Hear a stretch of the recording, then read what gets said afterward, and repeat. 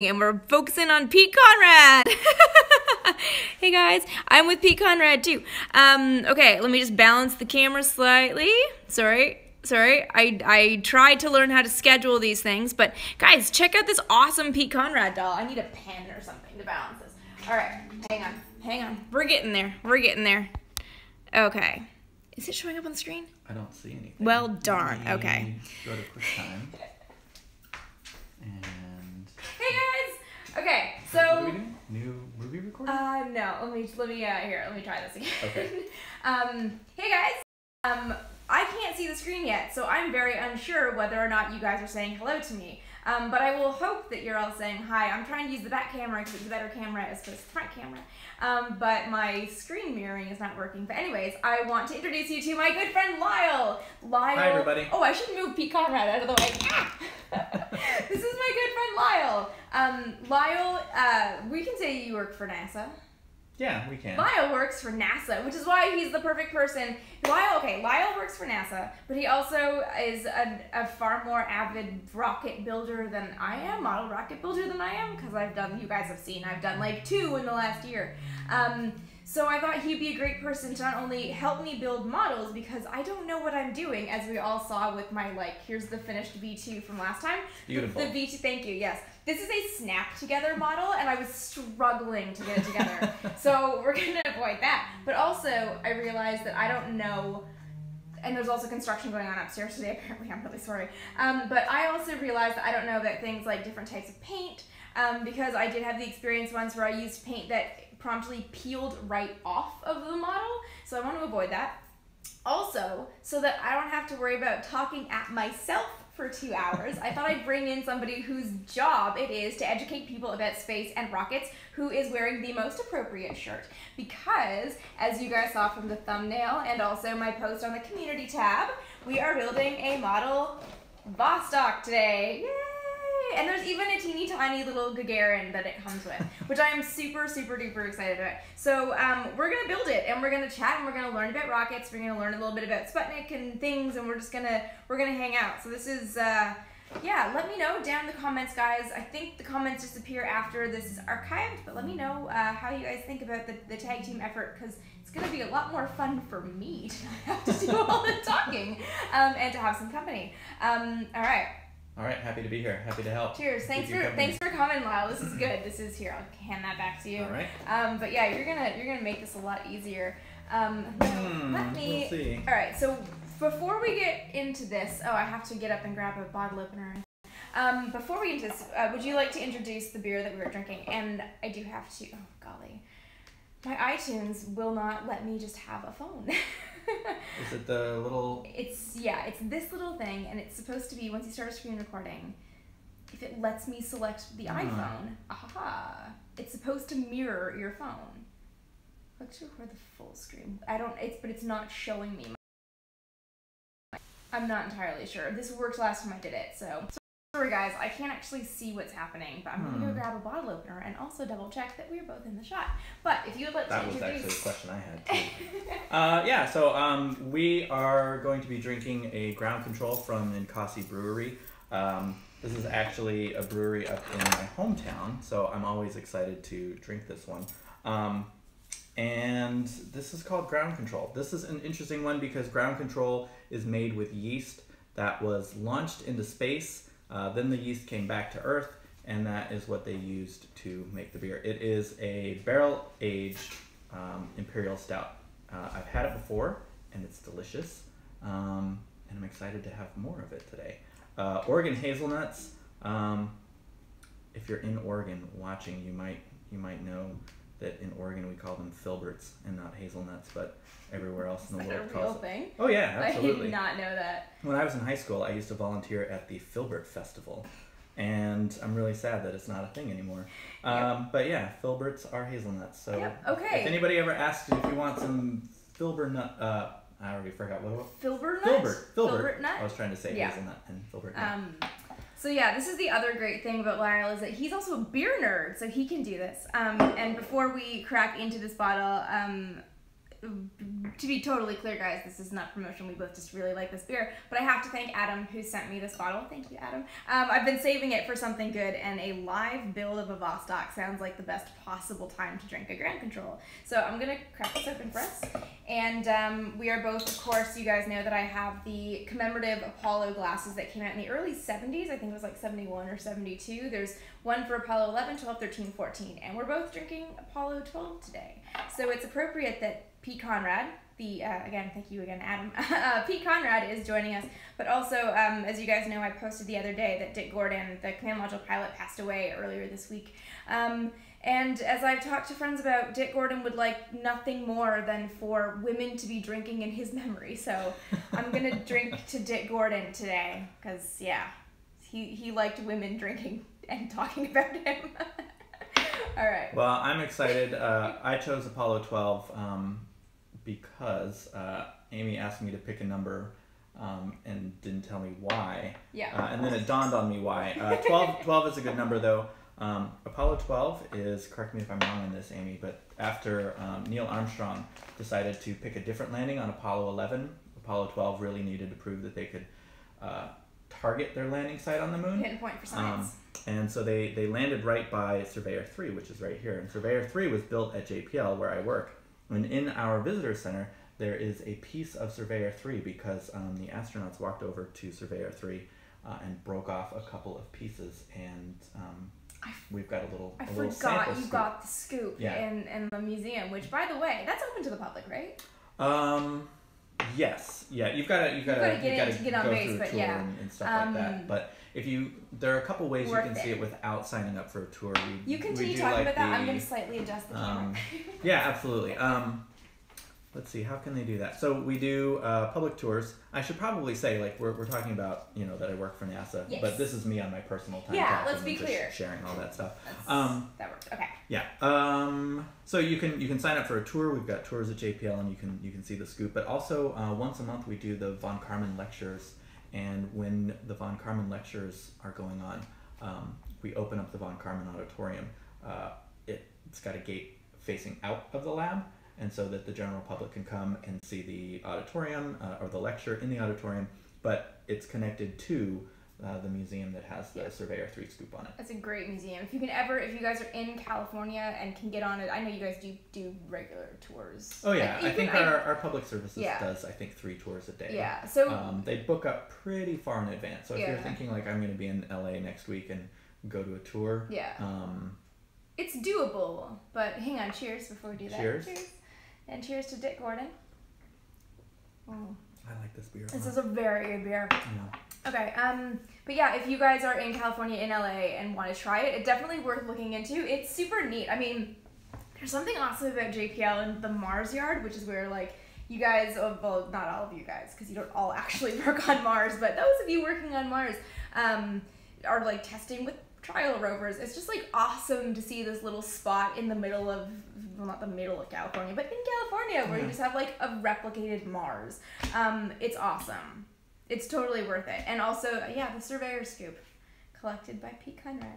And eventually other Pete Conrad, Cat Pete Conrad, will probably join. I was in San Diego last night for the San Diego Air and Space Museum event, and I got home and my fire alarm was tripping.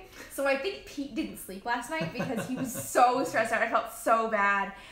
So he's been napping a lot since I got home. But he was very affectionate when I walked in. Well, he likes you. No biting, no scratching. I was very excited about that. He's a good kitten.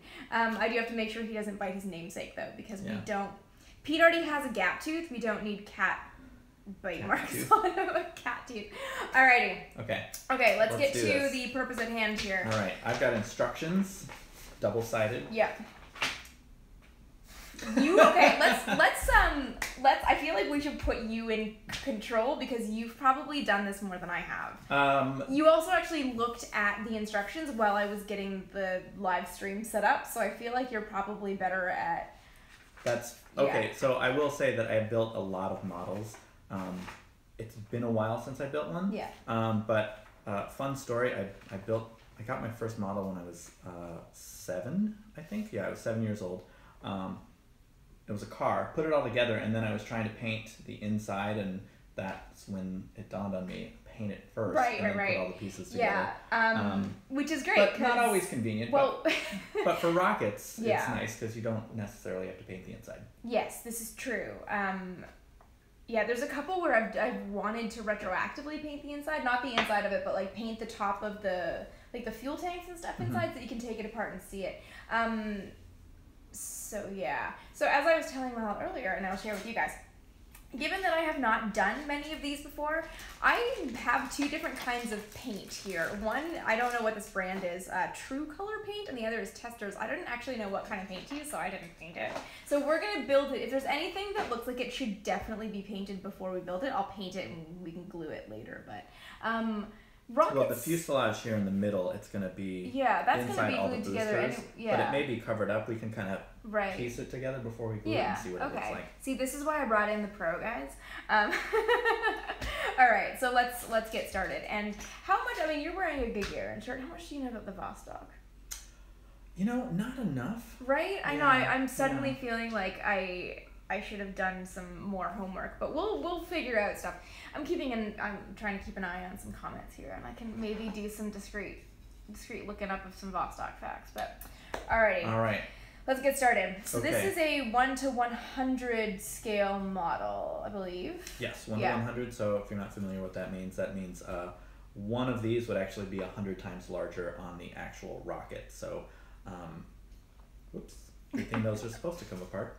They are indeed supposed to come apart. Step 1 even, they're supposed to come apart. That is true. That is true. Get rid of this. What's in this? Oh, that's Yeah, that's just cardboard if we need cardboard to like brace for cutting or anything. Yeah. All right, so we've got these. These are the boosters. There are 4 of these, and we also need what looks like a little crown with a circular thing with notches on it. That's how I describe. Good. Oh no, you should have heard me doing the Lego thing. When I did the Saturn V Lego build, you guys can't see it, but it's right next to the phone that I'm streaming off. The number of like the little knobbly bits, and people kept commenting. I forget what they're called, and I can like feel in my mind you guys commenting what the knobbly bits are called. I'm gonna separate these things. Yeah, please do. And I'm gonna file them down ever so slightly. So I've got a very sharp knife here. I've got a knife. Well, it looks sharp. If you want to use this one sharp. and shave away. Yeah. This one's good. Okay. And then if you are also... This was I haven't built a model in about 5 years, so I'm gonna buy the like little kid's first modeling kit model knife. It came with, I think it was also, I think I just bought a whole bunch of Testers brand. Testers, if you're watching, please reach out. I would love to work with you. Yeah, it seemed to be the most basic, like, here's everything you need. I feel like I did the same thing with a toolkit as a grown-up when I bought, like, I called it Little Girl's First Toolkit, because it was just, like, the basic things you need to roughly maintain a house. What is that? These are different grits of sandpaper. Oh. So, I would like use these fine? so that when I would cut, that's actually not the super fine one. Wow, this is all a new world to me. Yeah, feel that. That's the super fine. Oh, wow. Okay. And what I would use, and I don't think we need to do it on this one because it looks like this part is going to be white anyway. I think it's supposed to be light gray. Oh, okay. I think. I'm going to pull a picture of a Vostok because I have someone else to talk for me while I Google. That's right. Well, I'll figure out something to say then. All right. But the sandpaper, when I would cut off the little flanges that hold it onto the little support ribs here. I learned a new word just now, flanges. I would then kind of sand it down smooth, or once you glue it together. Right. I brought some, but I don't. It's pretty old. You can fill in when you glue the pieces together. You can fill in gaps with contour putty and kind of sand it down. Oh yeah, I can see where this would come in handy potentially. Different ways to use it, but All right. So we've got two boosters. So there should be 8 of these halves. Correct. And so I'm just stacking them up over here. Here. And then I'll get the little knobbly bit off. See, did you want to pull up the picture of the Vostok? Yeah. And I will just get these pieces out. Yep. It helped like it's spelled Vostok right now. Vostok. Did I do it? Yes, except that I spelled it Vostok because I am very good at one-handed typos. Okay. So when we piece all 4 of these together, we're not gluing them yet, just making sure they fit together. Putting them together is also a good time to cut the little what did you call them? The knobbly bits? Knobbly bits. Yeah, it's a good time to cut those off. Right. Because then you can kind of see. Right. Do we have all of them? I'm learning so much. Are we missing one? No. Oh. Oh, no, here we go. No, I've got there one, it is. yeah. There's the half. Oh, All you right. are. It's okay. So here's what we're gonna do. So I feel like the Vostok has had various paint schemes over time. I've got one up. I've got one up that's, you're right, it's painted white, but I've also seen more recent ones where the bottom is orange, and I definitely wanted. I'm gonna paint this in the style of, I feel like a karaoke machine. I'm gonna paint this one as though it were Gagarin's launch. So I'm gonna try to figure out what the Vostok 1 looked like. And this is the best picture. I wish I could put this into the live stream, but I can't. So this is what this looks like. So it looks like That's the beautiful. bottom. I wish you could all see it. I know, I'm sorry guys. If you Google, you're all on your computers right now, most of you. If you Google Vostok 1 launch, there is a picture, Wikipedia has it. It's like the only one that NASA also has. Ooh, there's a Getty Images one that's probably better quality. Ooh, See, that is good. It looks like the bottom. It could be light gray or white. Right? It's hard to say. But it's also, I can't tell, it's not just the bottom bit. It looks like the second. It's like It looks like the bottom half of the main fuselage is dark gray. Yeah, and also the bottom half of these external boosters is dark gray as well. And then I think it's a zigzaggy line, which is terrible. Zigzaggy line? Because that's really hard to paint. But That we is don't have to annoying be to paint. we don't have to be super accurate. That's true. Right.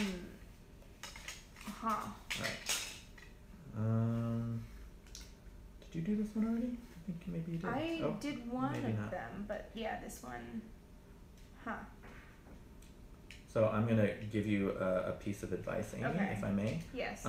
Cut away from your thumb. Oh, good call. So that when you slip. There's nothing I like better than advice like cut away from your body being on the internet forever. So I'll tell you a story. When I was in 7th grade, I was in my art class and we were doing linoleum printing. Okay. Familiar with linoleum printing? It's basically a block of wood with a layer of linoleum. Yes. And you carve out the negative of what you want to print, and then you layer it with paint and you smush it on there. So I had tiny little girl. I don't even remember what my design was. I'm sure it was really amazing. It's definitely a rocket. Very, very likely. And I was holding the block and I was carving like this, and my teacher kept saying, "Lau, cut away from yourself." And so I turned my hand and I would do this. No. And then I get tired of holding it like that and I would do that. And then I went and I slipped and it went right into my finger, and you can still see that little white spot. Oh yeah. That's where I stabbed myself, and I hit a little artery and it was squirting. Oh my god. Yeah. The closest I have to that is I graded my hand once. Similar shaped instrument, but see this little knobbly bit on my thumb? See, the little knobbly bit on my thumb right here? That was where I was grating a block of cheese and it slipped and I grated my thumb off. I hate cheese graters. They scare me. I love the zesters where you just it's very delicate and very nice. Here's some bit done. I think I got that one, yeah. Okay. So can we... Did we get them all? I think we did. I think that's it. I think that's Okay. all. So, the way I've always done this is, I should probably get the little, the side plasticky bit off. No, keep that part on the top. That's actually needed for the rocket. You mean this little thing that No, looks... I mean this, it looks like a gill, almost. You can kind of see it backlit in the light. See what I mean? Yeah. Okay. Yeah, sometimes when they... I assume that's just like a printing error. Yep. Yeah, it's just... Okay. I forget how they do it. It's like injection molding or something, and then it just sort of spills out over the edge, and it's not always clean. Okay. All right. These are the round things with little bites out of them that I was talking about. These are going to go inside. Oh, yeah. And these are the things that I said look like crowns. We can see, kind of like that. Pecan red. Speaking of pecan red, I might have to go clean up the litter box real quick because I think he just went to the washroom. I did hear something going on back there earlier. Yeah, I'm going to go clean that real quick.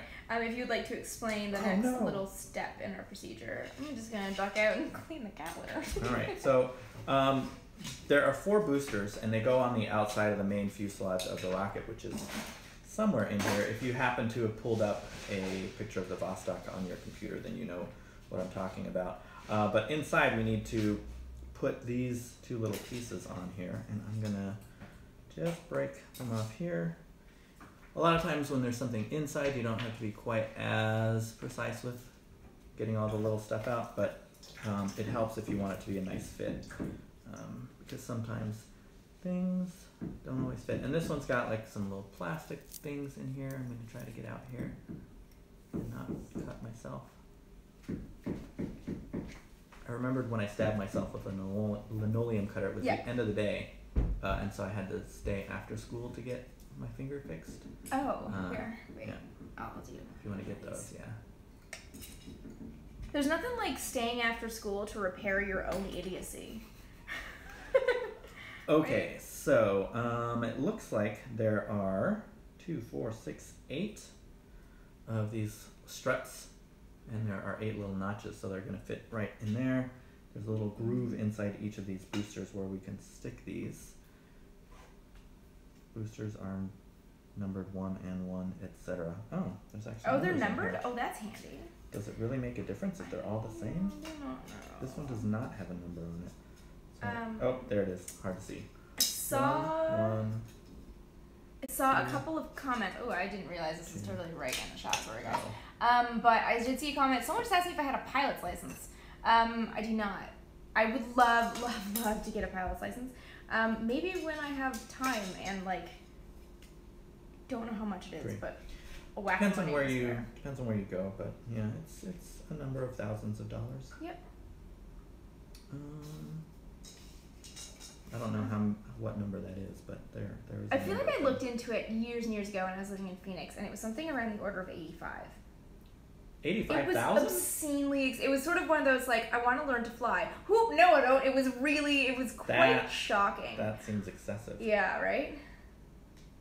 All right. So, just doing a fit test here to see if it fits, and it does. I don't know if this will be visible. But that's the bottom business end of one of these boosters, and you can see the little struts with the cap on there. You see? Oh, nice. Yeah. We've got, I assume engines go in there at some point. Yeah, so at the end there's a piece there, like this gets put on and tucked along the bottom. Awesome. So somehow it all works out in the end. One of these things broke. This is why I'm not good at the plastic models. It's one of the little like crowny bits. Oh, I think since there are 8 and we can still use 7 of them. Okay. And it's not actually providing structural it's really support not. for the rocket, I think. Let's be clear. This rocket is not exactly launching. This rocket is going to go on my brand new wall of models once I build it. It's where the bookshelf is right now. I need to get rid of that mirror. None of you guys have seen it because I've kept it out of every shot, but I have a mirror that takes up. The world's largest mirror. It is the world's largest mirror. It is 7 feet tall by 4 feet wide, and it takes up space that I desperately need for books right now. So I'm kind of building a new I'm building a new little home for some of my nerd stuff, and there's going to be a new set, which I'm very excited about. I just need to find time to do it all, but I'm planning to have a wall of models and stuff so that I can be talking about something and then say, grab the model Vostok to discuss Sputnik or Gagarin or Leonov or something. So that should be pretty interesting once I get this all done. But that's the goal. That's why I'm building all these models, is because I want to finally have a complete set of space models and stuff. Have I told you about, I wouldn't call it a dream or a goal, but maybe just something that I would like to focus my model building efforts toward. So I want all human spaceflight vehicles in the same scale. So I have that kit. Which kit? There is someone's going to say something about this, but Revel kit? I say Revel, but I'm sure when you're somewhere else in the world you say Revel. It's a German brand. I can't remember, but they do have a kit that's it's a Mercury Redstone, Mercury Atlas, Gemini Titan, Saturn 1B, and Saturn 5 to scale.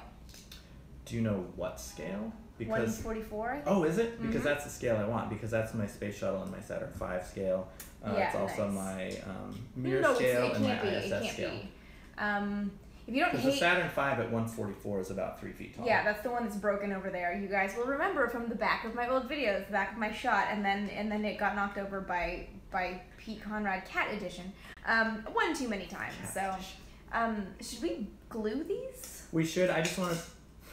Yeah, we should, because otherwise that will happen. Yeah. But I want to see how it all fits together. See, I don't have the patience for that. It's funny. But good on you. I mean, if you want to start gluing, go for it. But look, can you pull the picture up again? Oh. There's Pete. That doesn't help. Oh, I totally forgot what I was looking at here. So, you're looking at the middle of the core stage? Yeah. Which one's this? Looks like the top. So. Is there anything? Yeah, that it's got to be because this would fit within all of these like the grooves here as the bottom of the rocker. And then this is not a great. There must be a. How is this one being? There we go. Basically, I just want to see like where you would paint on this. Oh, okay, good call. And it looks. That can't be right. No, see this little knobbly thing right here. That one should be where that like hooky thing fits in. Oh wait, is it maybe this way? Nope, that does not make sense. No, it definitely would flare at the bottom. Oh, but look at this. This is towards the top. It flares to the top. Oh. Unexpected. But. Huh. I'm interested too because the Vostok has like an open staging design right here in the middle, like on the.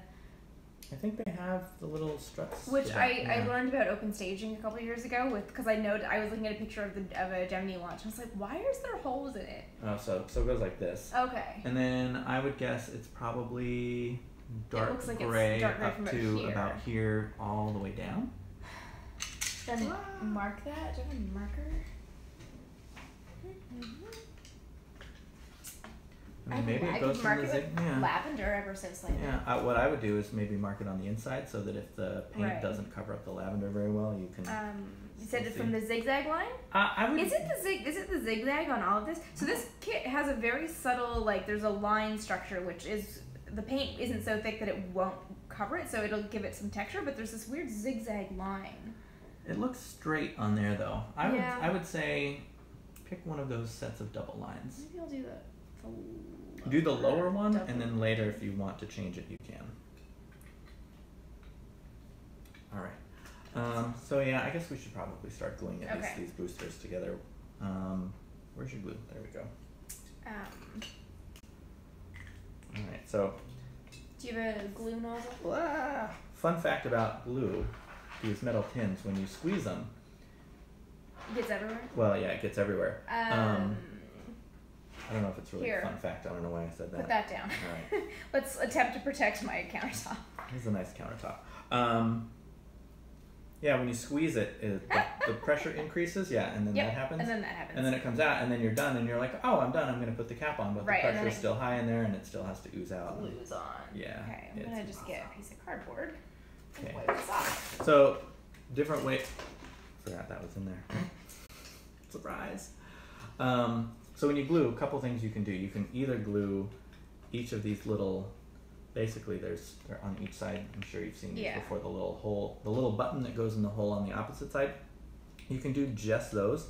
If you look at this kit though, you can kind of see there's a gap. Yeah. If you want, you can put like a little dot of glue inside when you put them together. And do you by any, I brought some clothespins to help clamp things together. Nerd. Well, you know, it works. So do you have rubber bands by any chance? I do. Sometimes those are handy. I do actually. Hold things together too. Maybe not loads, but some.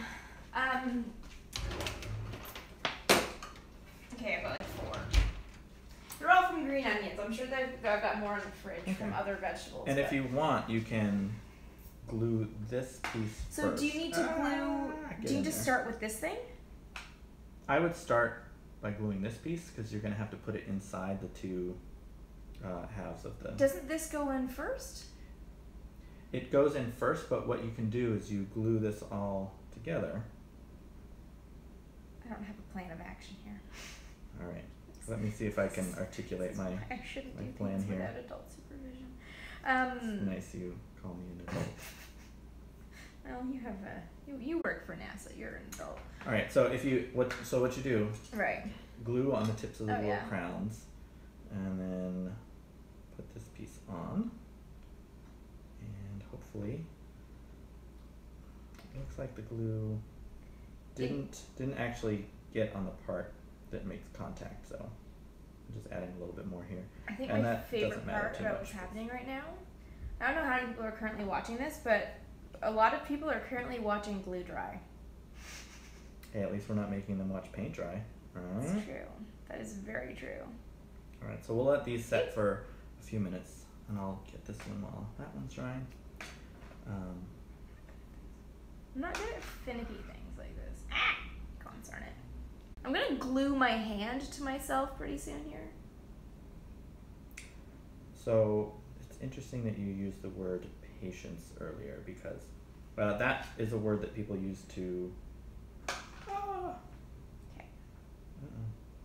to describe me a lot. And when I was so I like model rockets, but I also like model cars. Where's the fourth one? Is it tucked inside one of these? Here we go. There it is. Okay. I'm on it.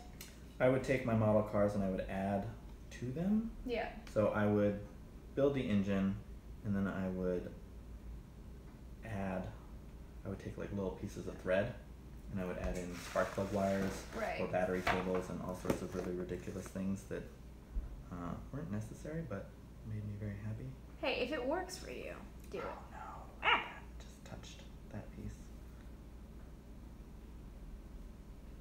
Okay. So you got one of them done already? Got one done. It's right there. Okay. All right. Then what I will do is I'm going to take one of these.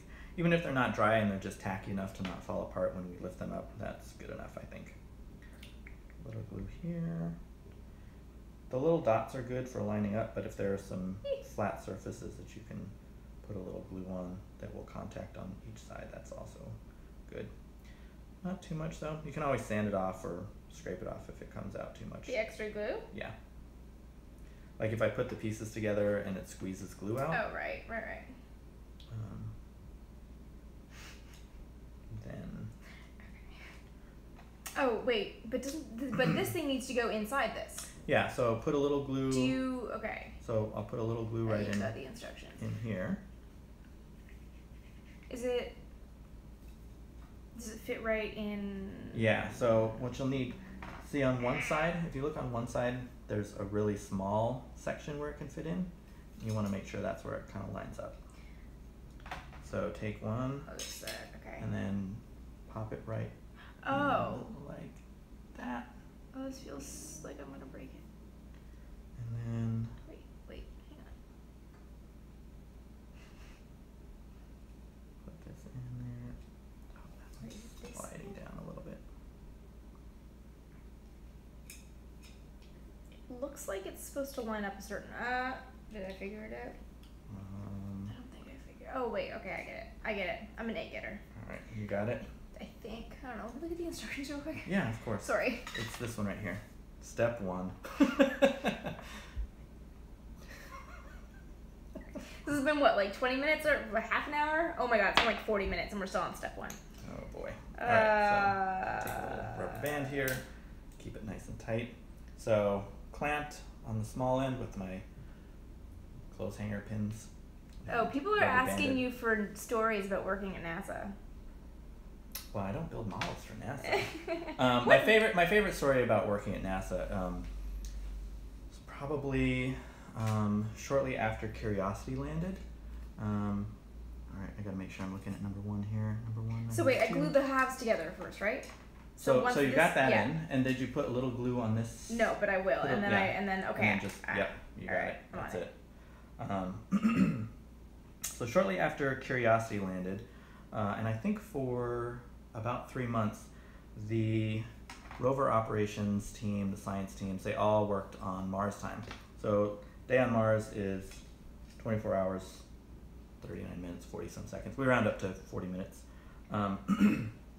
And so every day, the teams come in 40 minutes later. So come in at 8 o'clock one day, 8:40 the next day, 9:20, 10 o'clock, which sounds great if you like sleeping in, until you realize that after eventually you're coming in at like 10 o'clock at night and you're working all through the night, and then mowing your lawn at like 10 and your neighbors hate you. And is this still number 1? Oh no, where's number? I can't keep track of these. Number 2. Oh, there wait. we go. Oh, I didn't even notice. Nah, wait, I think, which one's number 1? Fine. Okay, but you've got. I've got 2 and 2. We're good. All right. All right. I think I just did 4 and 4. Anyways, continue. Mars time. So Mars time. So anyway, that goes on for 3 months, about 3 months, and I had a meeting during that 3 months with somebody. I don't even remember what we were going to talk about, but maybe 2 hours before the meeting, he sends me an email and he says, "Hey, sorry, I have to cancel. I thought you had scheduled this on Mars time, not Earth time." Oh my god, there's nowhere else in the world that's like a real email and a real reason to miss a meeting. Oh, of course. Wait, I'm going to clip your other end here so that your top end is nice and clampy too. Oh, okay. Oh, wait, I didn't glue it. Wait, what did you glue? I did it wrong. Shoot, I'm so bad at this. Damn it. I did it wrong. I forgot to glue the top half of it, so I just, no. Okay, so Crap. maybe don't pull the bottom all the way apart. Yeah, no, we're gonna ever so slightly. Squeeze a little in there. This is why I can't do these things. Oh my god. Okay. We're good. Okay. We're good. All right, and this is the weirdest piece because there's nothing that locks these two pieces together. So this is definitely, I think, going to be a rubber bandy one. Okay. It has some extra plastic on it too. So yeah, that's probably my favorite story about working at NASA. I don't know. What were you doing when Curiosity landed? I was here in Pasadena. Were you on lab? No, I was not. I was actually, so I forget how many thousands of guests were I was coming. there. I was one of them. You were on lab? Yeah.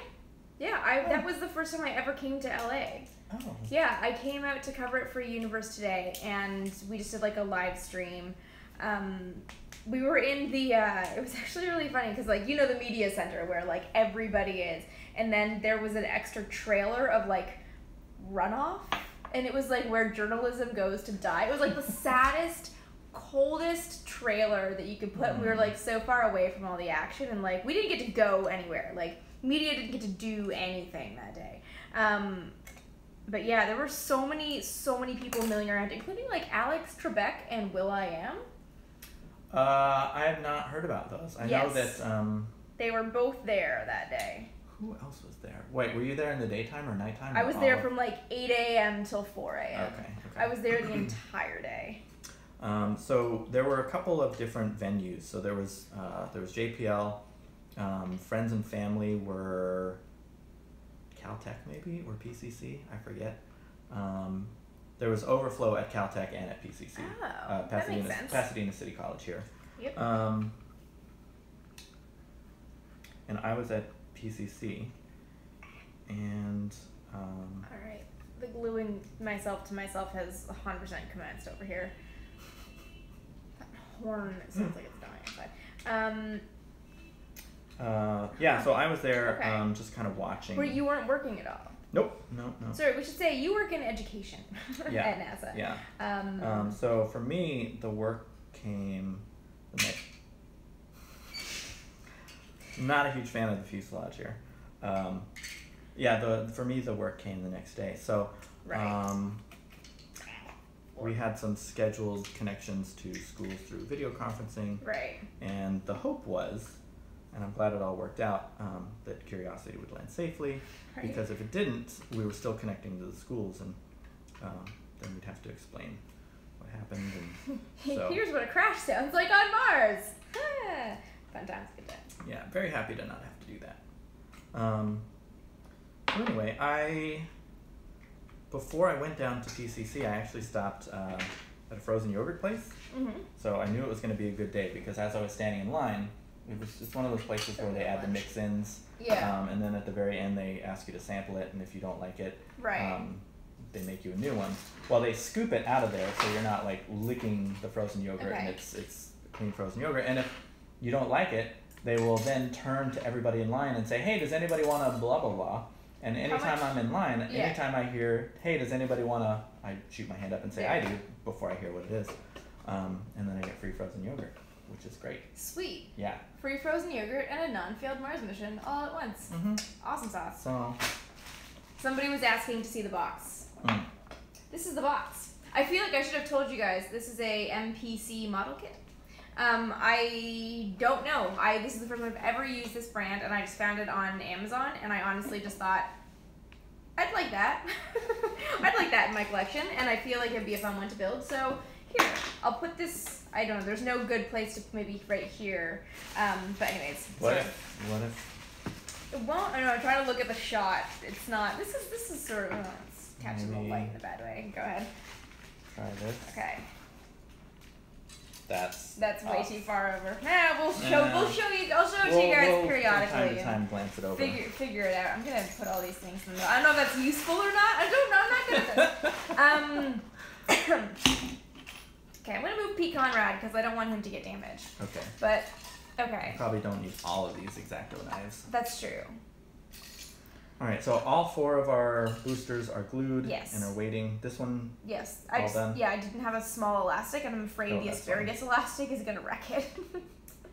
And I saw some people asking. This is my friend Lyle, who works for NASA, who is an avid model builder. For those who missed the intro, and I've already gotten glue all over my hands, and I don't know what I'm doing, so I thought it was best to bring in a glue-free. Best to bring in a pro, and also someone who can talk about rockets, who can talk about NASA, and can actually like. Lyle's one of the friends that comes over for like, I'm good without feeling like a surgeon. I have my JPL friends come over for movies sometimes, so this is the closest thing I can do as opposed to like having a live stream of a movie night, which actually could be really fun, but really problematic rights-wise. We talked about, I can't remember the last movie we watched. Marooned. Marooned. Were you here? I can't remember. That sounds familiar. That's the old one. With James Caan? And they're like trying to decide whether or not they're going to save the crew. When there's like a dinosaur launch almost in the middle, like through the eye of a hurricane. Oh, yeah. Yeah, okay, you were there. We talked about doing a, I can't remember when Fred was here. I think Fred was there. Okay, yeah, Fred was there, but we talked about doing a Martian night, considering like all you guys work on Mars. My favorite thing, so our friend Fred does maps on Mars. He takes the data from Curiosity and builds maps, and he's very good at it because that's what he does. And I remember before the movie The Martian came out, this is like right around the time when everyone was reading it, we went out to like for drinks on a Friday night, just all the NASA people, and Fred and our friend Doug, I think it was Doug, makes sense that it would be Doug, they both just sat there and like pulled out their phones, started going through maps of Mars, like criticizing Watney's route to Pathfinder from where he landed, and it was just like, you guys are so, like way too deeply nerdy about this. It was really, really funny. But yeah, those are the kinds of people that my friends are, so I thought I'd introduce you guys to some of them.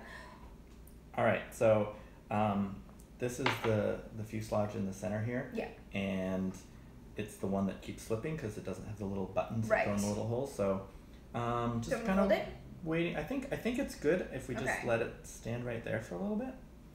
And because this would be a great time for Pete to come up and like want to lick everything. I don't know what it is with cats, but they like they don't have like opposable thumbs and fingers. They just like put everything in a face hole. Just like, come on, Pete. All right. So I unclamped and unbanded a booster, so I think they're probably good. Probably okay. Yeah. All right. I mean, I wouldn't do too much with them right now, but I think they're okay. And it says we need chrome things. Chrome things? Michael just asked if I would consider interviewing surviving astronauts. Yes. They are hard. Sorry, I'm looking here when the camera's here. I would love to. It's tough to figure out who's willing to talk to you. I glued this one wonky, but I think it'll be fine. It's just like slightly off-center. Fine. That's the one that I glued the bottom for the sides. Nobody's gonna see it, and yeah, it's really you guys won't mind when I demonstrate how Vostok worked.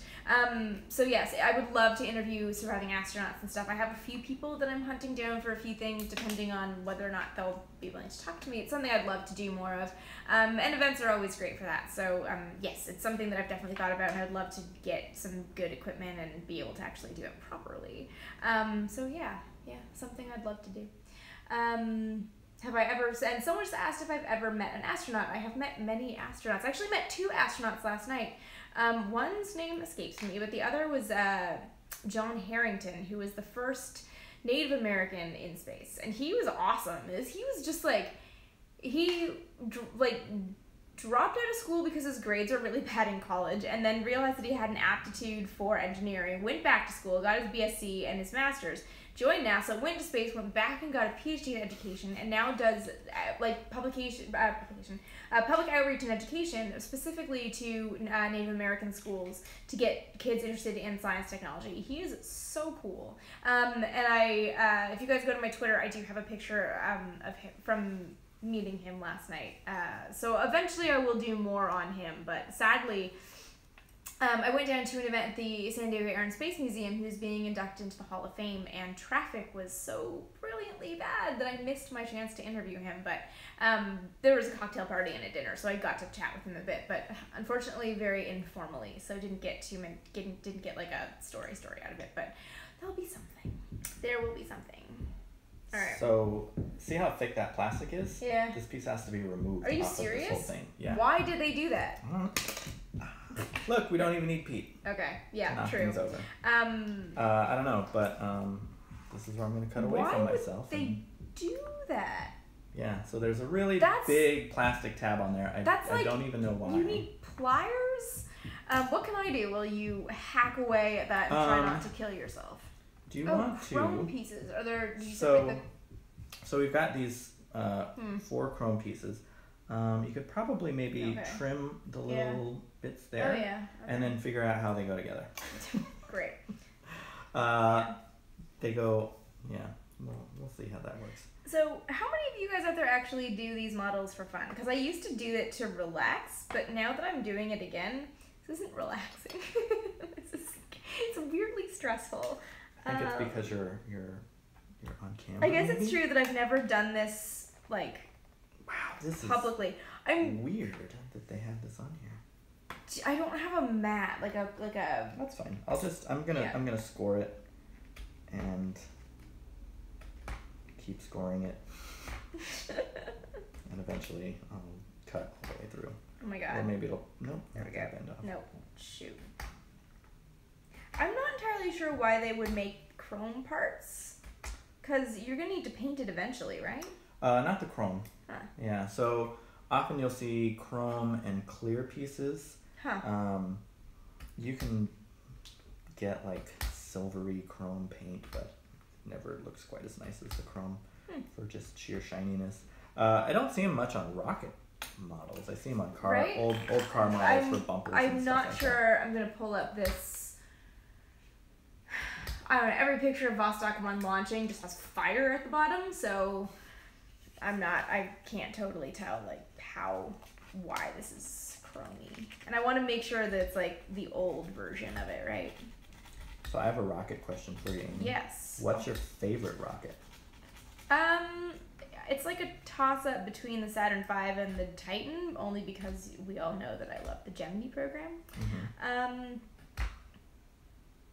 I don't know, it's gotta be Saturn V. I mean, is there any, like, self-respecting space nerd that doesn't have a soft spot for the one that took us to the moon? Like, it's just so big. Oh, God, it sounds terrible. It's just, like, it's amazing. You've seen it. You're the one, I think I've told this story 50th anniversary, right? Of first launch? Was Apollo 4 yesterday? Yeah.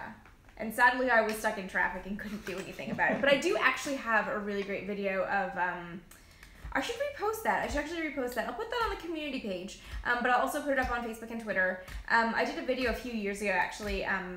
Apollo 4 took a series of images of the Earth at the apex of its flight, at its highest point, Beautiful. not the apex, but the highest point in its apogee. orbit. The apogee, that's the word. Thank you.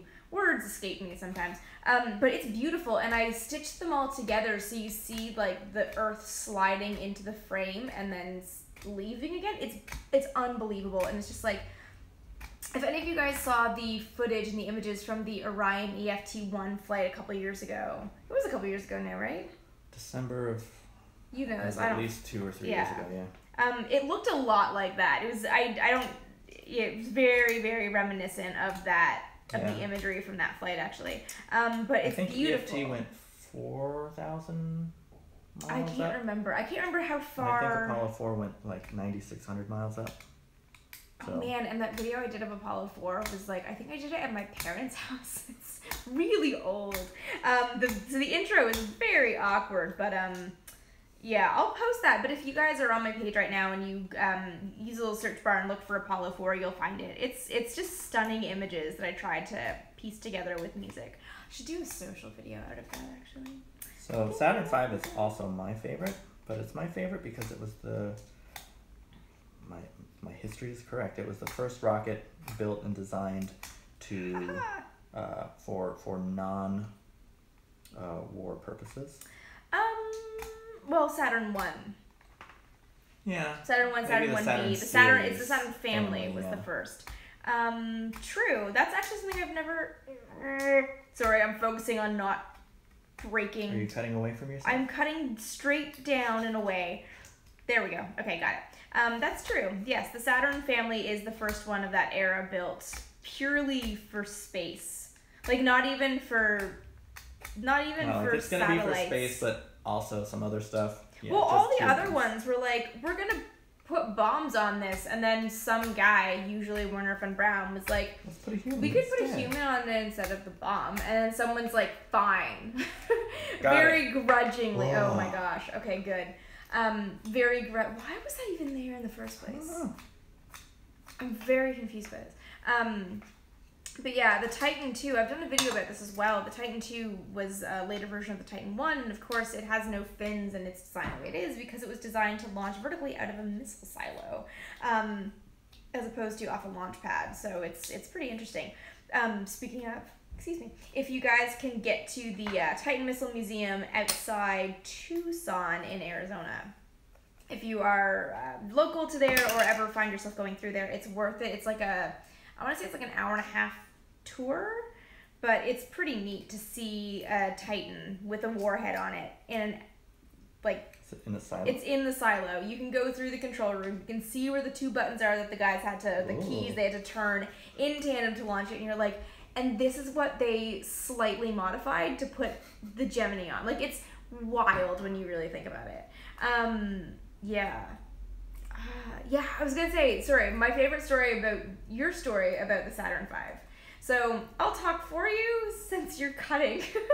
So Lyle used to work at Space Camp in Huntsville, Alabama. And this was back in the day, like before Google Maps and GPS and stuff existed. So, right, you were, this is one of my favorite things where I actually have retold this story to impress upon people how big the Saturn V is. Because I believe the directions you were given were to take whatever freeway it was and then turn off when you see the Saturn V. Yeah. Which is like, I can't imagine, like, I don't really enjoy driving down freeways for hours, not knowing exactly when my turnoff is coming. I can't imagine being like, I'll just turn off when I see a giant rocket. Like, that sounds like a recipe for me getting lost in the forest at midnight. Somehow the forest has a freeway in it. But anyways, yeah, that you can actually see it and you're like, oh yeah, I get that now. That's insane to me that this rocket is so big.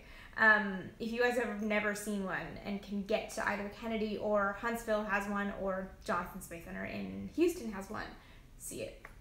That rocket is awesome sauce. It's just amazing. I haven't seen the one at Johnson yet. I've seen the other two. Yeah, I haven't seen it in Alabama. I've never been to Alabama, I don't think. Yeah, the one at Alabama is great because they've got the actual rocket Yeah. inside in their. Because it's the only place I think that has one that's upright, even though Yeah, it's they've got a full scale upright version, and I so that's wanna what they see that. were. That's what they were giving me directions to do. I think I was in Tennessee, and they're like, "Yeah, go down this freeway, take this freeway, and just follow the Saturn V." Yeah. I was like, "What are you talking about?" And she just said, "You'll see." Yep. And I did. I mean, I was probably 6-7 miles away when I saw it, and I just. That's insane. Yeah. That's massive. And I went back there a couple years ago, and it was just the highlight of my trip to see it again Nice. from all those miles away. Yeah. One of these days, I will get there, and I will do videos for you guys. We were gonna try to go for that I know. thing. We had like, I don't know, 10 or 12 people trying to go. Oh, At one was point? it that many? Oh no, there was like a group. It was like all of you guys. wanted to go to adult space camp. Adult space camp is a thing, and we were all trying to go. And you know, you work for NASA, and everyone else works for NASA. And there's me, the freelancer, and no one could get like a solid week off because what we all wanted to do is all the people who, you know, work on Mars and work on all these missions to like go to space camp together. No one could find the same week off, and we had to abandon it. Yeah, that was sad. I still want to do that. Well, it's still there. So. I know. One of these days, I'll still get there. Oh my god. All right. All right. So we're most of the way done with step 1. No, we're on step like. No, step 1. Step 2 is right here. Oh my god. Oh, sub-assemblies. Oh, yeah. Okay. I mean, I feel granted, way less we're bad. almost done with step 1. The first part of step 1 has 4 parts, and step 1 itself has 13 steps. So. Okay. Sorry, I didn't realize. So. Okay, step 1 is the base of the rocket. Step 2 is the payload, and step 3 is the rocket assembly, and step 4. Oh yeah, okay, so it's always Sputnik. Yeah. Oh, it's Sputnik and Vostok. Okay, we're good. Oh, we can do both? Yeah. Oh, cool. So I think I want to figure out, we'll have to figure it out before we put them together, because I want to keep it such that you can probably make it so you can interchangeable. Yeah. That's what I want to do. So yeah, I'm excited. I'm excited to have a little, there's a teeny tiny, let's see if I can find this. All right, so while this is drying, okay. I still can't figure out what to do with those little chrome pieces. So something happens. Oh wait, here we go. Oh, there's little these things. See these little like knobbly bits that have the hole in them? That's how they go together. So they have to somehow. Okay. Oh, this is something that I forgot because I haven't worked with chrome pieces in a long time. Yeah. The chrome does not adhere to glue very well. Oh. So if you take the little end and just kind of like. Yeah. But you got to be careful. You just want to get the chrome off and not like accidentally cut the whole piece off. Great. Which is no good. I've done that. And it doesn't have to be perfect. You've just got to get a little bit of exposed plastic. Huh. I'd never have thought of this. I mean, it will eventually work, but you need more glue and more time, and it's just a little faster that way. Well, this is where, like I said, I once did a model and used the wrong paint, and it was plastic, and it peeled right off. It was an SR-71 model, and it just like, it just gone. I was like, I don't understand. It was going so fast, it just peeled right off. Yep. I heard that happens a lot. Yep. Okay. So, all these things.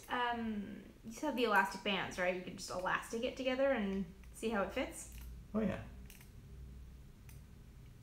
Let's see what's going on. The first space camp alumni to go into space. Who was the first space camp alumni to go into space? Do you know? You would know. I don't know. I mean, I actually don't. There have been several space camp alum, and I don't know who it was. Come on, NASA education. I know, right? Yeah, I actually don't know. I feel like it was a couple years ago. Yeah, I actually don't know. Hit that one. There we go. All right. So what is happening here? This little thing goes like this. Oh, this is actually kind of a tricky thing, I think. This is looking very Kerbal. So I think having like metal struts for safety, like. So I think what happens is. Oh boy. So. Oh my gosh. So finicky. That's a tight fit. So this chrome piece with the little holes. Yeah. Attaches. Do you wanna elastic it? Here. Like this. So it goes like that. I don't know if you can see that there. I'm gonna probably mess it up if I turn it towards the camera. Wait, really? And then, so it happens, it does on both sides. And then the straight pieces go through those little holes. Oh my god, that's so unnecessary. So I think what we should do is paint it. Paint. Oh, you want to paint this I didn't think about painting it first. Oh, do you want I definitely want to paint it. So this might be something that let's So we paint. Well, what you do? Paint this. Yeah. And then I'll start working on that section or this section because those can be done independently. Okay. Only trouble is I don't know how long it will take to dry. Yeah, that's what I was thinking. We might actually just, instead of gluing it together right now, just band it together, and then I can paint it and glue it later. Oh, okay. Just so we can see what it looks like. But if we can build the payloads separately, and they're interchangeable, then we can just like put the rocket aside, and I can finish that, so that you guys don't literally have to sit and watch me try. It's super fun. Yeah. But also, I'm still not sure that I have the right colors. Like I have this is a silver that I need for the Titan. I don't have the right colors. I have all gray. I'm curious about this salmon color. I have a Bell X1. Oh. Yeah, no, it's orange. It is, well, it says orange. It's supposed to be orange. That's the most salmon-y orange I've ever seen. Oh, good golly. All right. Okay, so we should just kind of roughly... You're right. This is really salmon. What rocket would ever... What model would ever be salmon color? Unless you're building, like, model salmon. Your weird Saturn V... Right? The LOX rocket. The LOX rocket. I don't know if you guys have seen it. It's... I unpinned it, but every time someone talks about LOX, liquid oxygen, I think of smoked salmon because smoked salmon is sometimes called LOX. So I just get the image of like a rocket squirting out smoked salmon. It's like, this is the most disgusting thing in the world, but it's hilarious. Oh, this is the open staging. Okay. Here. Thank you. I'll let you figure that out, and I'm going to, it looks like Pepto-Bismol. Struts and boosters, it's either Kerbal or Russian, right? Here's some struts. We're going to be building struts with the payload. Oh yeah. It is, it's struts and, it's Kerbal, all over the place. Just checking up on... Oh, someone's asking about the Martian slave colonies. Are these the Martian slave colonies of children? Because... Pretty sure there's no evidence of that. Insanity is what I think of it. Painted at least prime part before assembly. Sorry, I'm looking through some of your comments. That makes sense. I know, as we discussed earlier, if you guys who were discussing my inability to paint before modeling, I wasn't sure what kind of paint to use. So I figured I would just build it, and that's why we're not going to assemble the entire thing right now. You could probably leave those bits off to the side. I can grab a little baggie or something and just keep them so they don't get totally lost. So these 4 little pieces here, you can't tell they're 4 because they're all smushed together. They're supposed to sort of weave in and out of each other to connect all 4 of the boosters. I don't think we can really do that if we're not gluing it, because I think you've got to glue 2 boosters on, let it set for a bit, and then attach the other pieces. So yeah, we'll just kind of rough fit it here. Basically, if you can like put it together enough that it sort of looks like what it's supposed to look like. Oh, yeah. Here. Da, da, da, da. It's like building a real Russian rocket. Oh my god. But no, the most impressive thing about the Vostok rocket, the R7 missile, right? It's still, like, it's been modified and slightly changed, but it's still being here. I'm gonna watch out. It's still being flown relatively, I mean, I don't know how it changed, but it's still flying today, which is actually really impressive. I mean, NASA can't say that it's still rocking technology that was, good enough in the 60s, and it's still good enough now. Like, it was so good in the 60s, and now we have nothing. There we go. We've got... So it sort of looks like it. It's coming together. You guys can kind of see it. Yes, this is Tester's paint, you guys asking. Testers. Oh, we know. We can work together. Yes, I don't have the right colors, which is why I didn't paint it first. But I will paint it before I actually put the booster together because I want to paint it as per the what am I talking about? The Vostok 1 launched, not a modern one. I want to keep it old school because that's kind of the vintage thing that I do. Wash it before you paint it. That's I've heard that. Yeah. I've never washed a single model that I've ever done. I've never thought about it. It's supposed to get like some of the oils and other things that were perhaps on the plastic through processing and stuff like that. So if you've got too much and you paint on it, it'll peel or do whatever. I've never done that. I've never thought about it. But so I've got some tester spray paint. So all the bottle stuff here, I often use spray paint for big pieces and just. I'll get some painter's tape to mask off the areas I don't want painted. And I worry about doing that in the clothes environment and killing myself and my cat. Yeah, I don't want you and Pete to die. So thank you. So I don't recommend that. And that's the thing. Anytime I ever did it, I would always do it outside. But it's nice because it puts on like a nice even paint. Usually you do a couple light coats and before you know it, you're done painting. And I did see a comment that what was I gonna say? I've lost my train of thought. Something I'm gonna about put paint. Pete back here. That the Atlas is still flying. Good call. I forgot that the Atlas is still flying in various incarnations. I wonder, and I don't know the answer to this, I wonder how much the Soyuz, the R7 has changed since it started flying to now versus the Atlas and the various different Atlases that are flying now. There's a rocket launching out of Vandenberg, I think this month or next month, and it's going to be the last launch of that rocket. Is it the Delta II? I don't know. Isn't Insight's launching from here? Yeah, but not till March. Oh, May now. That one keeps getting pushed on back and back and back and back. That'll be a fun one because that'll be the first Mars launch from the West Coast. Woo! Okay. Pete's excited. Payload. All right. I don't know where Cat Pete is. He's right there. He's snuggling on the chair. Oh, he's cuddling on the chair. All right. Yeah.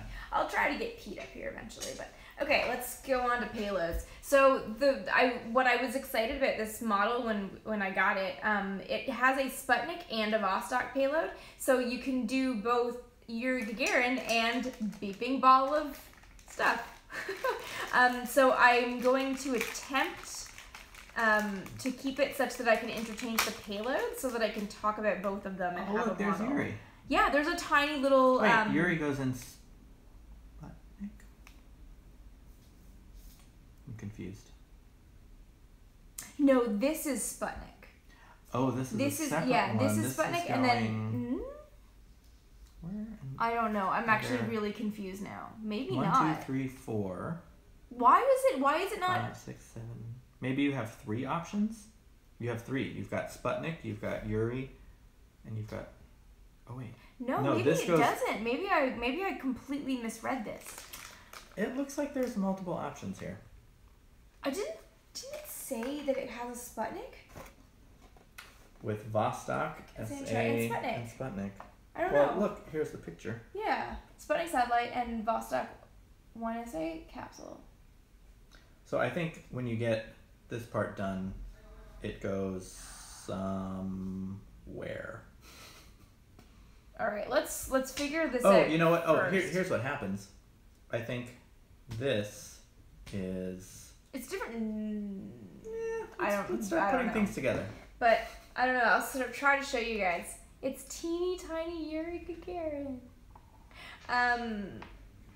It's so small. This is why I love when they have pilots in these things. Like, he's this big, so you get a sense of like how big they are compared to the rocket, which is my favorite thing with model Saturn V's. All right. Do you have the clear pieces? I have the clear pieces. You have the clear pieces. Here's the chrome pieces. Okay.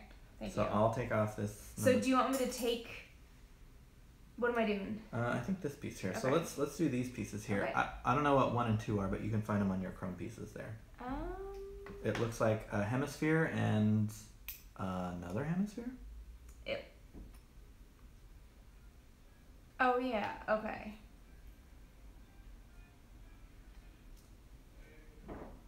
Oh yeah. Okay. All right. Okay. Here's where I attempt not to cut myself. Please don't. If you do, where's your first aid kit? I don't have one. Well, Pete. I know what you're getting for Christmas. Pete, come save me. Ah. Basically, every like attempt at self-preservation I have and like grown-upness is just Pete, come fix it. He's a very bad helper, but he's very cute. Pete. Okay.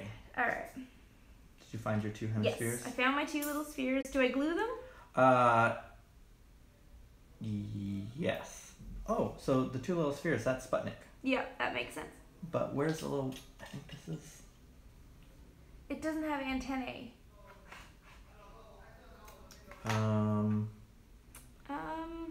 So when you put the 2 hemispheres together, they go in this cap, and then they go on top of the little chrome thingy, and then this goes on the bottom. That's what I'm assuming. Ooh. Where did my knife go? There we go. Peeled off some of the chrome on that one, darn it. All right, should I glue Sputnik? It's so tiny. Yeah, like, you know, do you have, we discussed this, you don't have toothpicks? No. But I've got the little nozzly bit. If you can go, like, super tiny bit, because otherwise, I mean, it'll be fine. I was going to say, the less glue on that little teeny tiny piece. Sputnik is so small. It's ridiculous. I'll show you guys in half a second here. I'm sorry, I got really focused on...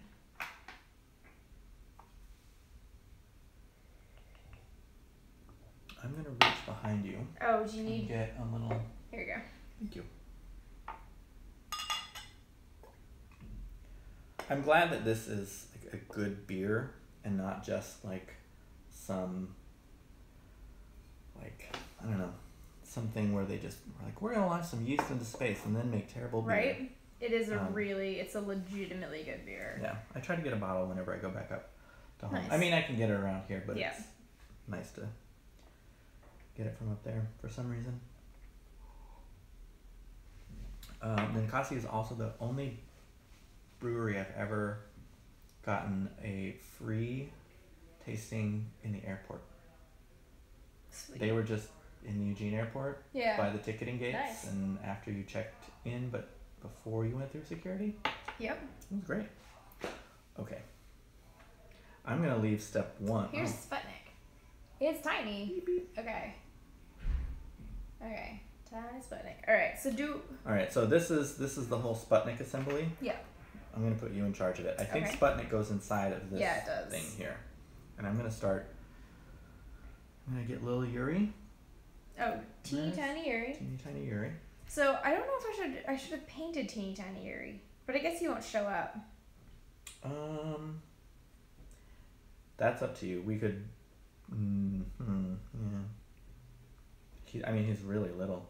I know, he's super small. Do you have a very fine paintbrush? The finest paintbrush I have. Because again, I bought first time modelers, first time model kit. Oh, I do! That's what that was. I was wondering, I was like, why do I have these shiny pieces of stuff? These are the brushes that I have. They are not good ones. Really difficult to paint Yuri with that. I might have some little ones you can borrow if you'd like. Well, let's start taking them apart. Are we just gonna like paint him brown just so that like when you look into the spacecraft, if you can see him, that there's some color on him? So it looks like it's clear? Because he's gonna be in this part, right? Yeah, I think you'll be able to see him. Although I don't know what where those pieces are. Oh wait, I think that looks clear to me, but I do not actually see it. It may have come off the tree and... Is it in here? So I glue Sputnik together. Oh, that's cool. Oh, glue it all together? Yeah. Oh wait, I did this backwards. Hang on. Yeah, it has to be glued. It doesn't click, unfortunately. Oh, yeah. That's the only shame is that then I can't take it apart and show you Sputnik, but it's still pretty neat because you can see through it. Cool. Alright, I'm going to glue Sputnik. Alright, I'm cutting a little Yuri off of his... He's so fragile. Oh, I need a safety pin. glued itself together. Do you have a safety pin? A safety pin? No, I do not. Alright, well, actually, this is okay. This is... Uh-oh. He's right there. Alright, so Yuri's off. Yuri needs a chair to sit in. Oh, you're barely going to be able to see Yuri, if at all, Yeah? from the top. Because he gets enclosed in this weird little cylinder. And there's only an opening at the top. Okay. So you could still paint his helmet. You could put like one little like red line on it and make it look like it's the... All I have is salmon. This is the other thing with these like really finicky little model kits. I'm like, can you just give me a tiny little decal that says CCCP on it so that I don't have to go buy a thing of red paint just to make a tiny little dot to stand in lieu of being able to see the actual writing on his helmet? So here's, there's Yuri in his seat. So tiny. Oh my god, and this so is the view tiny. you'll get of him from above. Huh. So, I mean, that's kind of what it'll look like. I'll paint it. Okay. We might have to not totally put them together so I can paint it. All right. This is going to be a multi-stage build, but I won't subject you guys to all the build. Let's see. I'm looking through... Oh, looking through some of your history of the Vostok.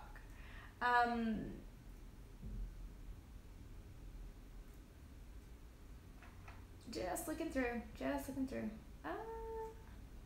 Short stiff single hairbrush. Oh, single hairbrush. That sounds... So I didn't want to insane. mention this, but sometimes what I used to do is I would get one of these brushes and I would trim it, and then I would cut all the extra hair off, so I only had like one or two. That's insane. But yeah, okay. That was also when I used to put spark plug wires and other things into my model cars. That's a whole level of dedication. How old are you when you did that? That is a great question. Probably middle school Like- and high school. Like 28? No, I haven't done any model cars as an adult, actually.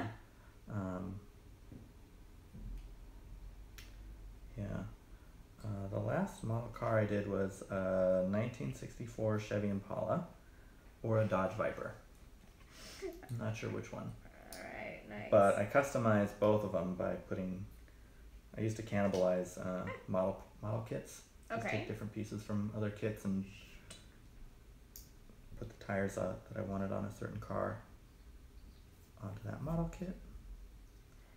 Glue on it. Okay. Okay. Yuri.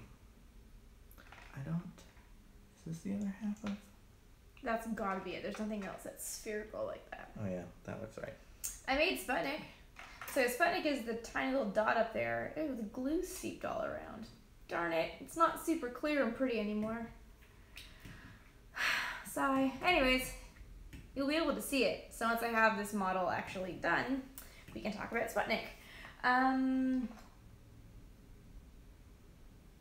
Do you want me to glue Yuri to his seat? I think so. Okay. That'll make the rest of the test fit a little easier. I think so, because... Oh look, he's even got a little cross on his back from his... Oh my god, the detail on this thing is pretty impressive. I'm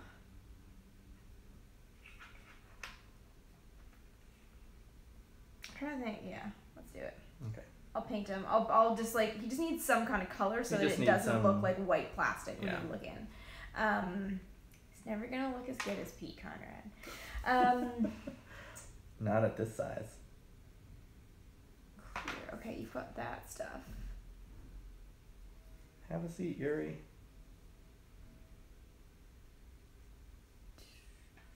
This is tiny. You're hardly going to see anything of him. Finicky all this stuff is. I love when these model kits are made for kids like 12 and up, and I'm like, what kind of 12-year-old has the patience for this? So this is what you'll see of Yuri. Okay, enough to paint. Yeah. All right. It So would we be have worth- we have to do another awkward, like, put it together without actually gluing it so that I can come back and finish gluing it later. Do you want me to glue him into this section and you paint from here, or do you want to have him out like this so you can Keep paint? him out like that. Okay. All right. Well, then I'm just gonna sort of click this assembly together and put it all together. Wow. Put a little rubber band over it and call it good.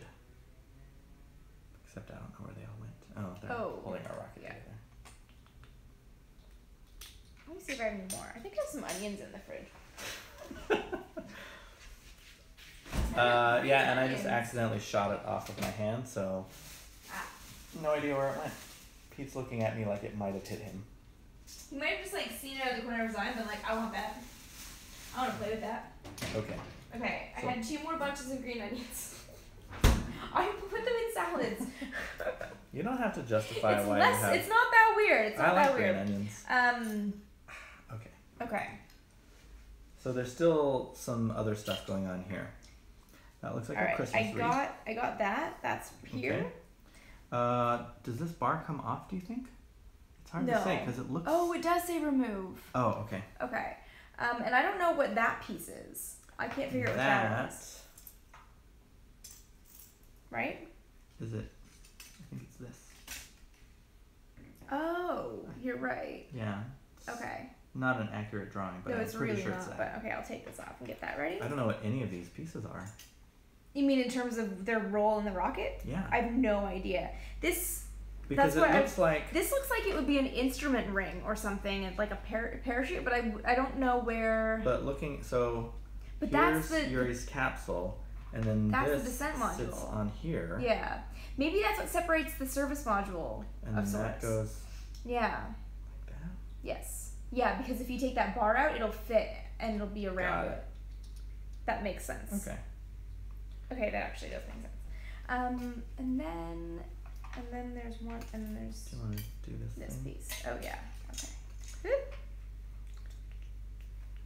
I mean, this is an interesting... I'm curious what this thing does. Wow. I Or did. don't know. Okay, wait. Let me actually look up a Vostok one diagram. See if we can figure that out, because I don't know. This is why one of the reasons I actually liked building models when I first started doing it is like you get to learn about. Oh, it is a thing. What is that thing? What? This What like did you call it? Christmas Oh, wreath thing. Yeah. That... Is that life supports. Life support. Oxygen and Spherical nitrogen oxygen and tanks. nitrogen tanks provide breathable air for Gagarin. Huh. Interesting. Ah, So this is what we're talking about. Yeah. A little ring of spherical oxygen and it nitrogen looks tanks. odd, but yeah, because of course the Soviets had a mixed gas environment. They never used pure oxygen. So there's an interesting, and I've done videos and articles about this, but the Soviets lost cosmonauts to oxygen fires before, like in the early days, like 62, I want to say. Bondarenko was the cosmonaut's name. It was a routine test, like on the ground, and he succumbed to an oxygen fire. So the Soviets were smart enough not to use pure oxygen, whereas NASA refused to use the heavier and more complicated dual gas system. So the Soviets had something more akin to breathable air at sea level than NASA ever used. Cool. That's awesome. I love that. There's a little capsule for Yuri. All right, well, I can put some of this together. Okay. Yeah, I'm gonna paint it. I'm gonna have to paint it. It's too cute not to. I was just about to ask what Pete's chewing on, but it's No, whatever's it's happening definitely upstairs. something going on. I don't know. It's all day they were hammering something. It's almost sounds like they're installing new floors, but like very gently. It's like it's annoying, but it's not annoying enough to where you need to go and be like, all right, guys, this is getting ridiculous. But yeah, I don't know. Either that or they're just like tap dancing in heels. Okay.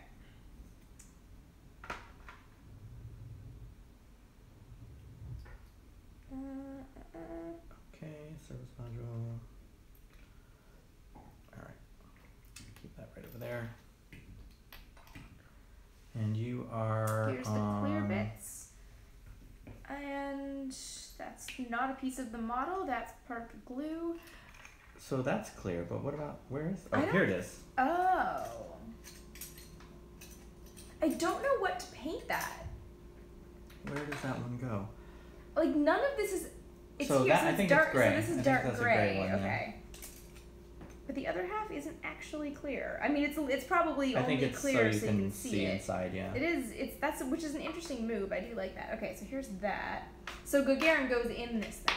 Well, let's just pretend to see what it looks like. Yes. Oh, yes it is. Ah.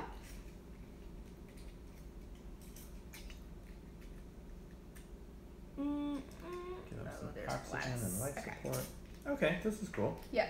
Okay, that's actually pretty neat. Yeah, can you flip that piece over? Here, you can wrap it up. Just elastic it for the moment. Maybe. Oh, this is another one of those pieces with no like little spots to. Oh. Oh, there we go. I can hold it like this enough. All right.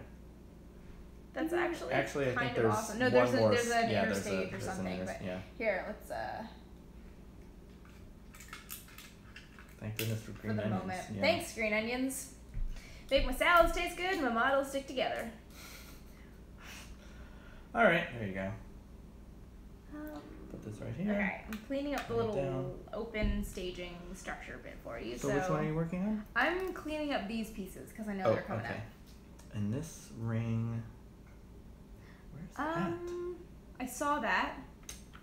This? Nope. Nope. No. That? This? It's Yep. that. That. Definitely that. Okay. Okay. That goes. Oh, like that. There we go.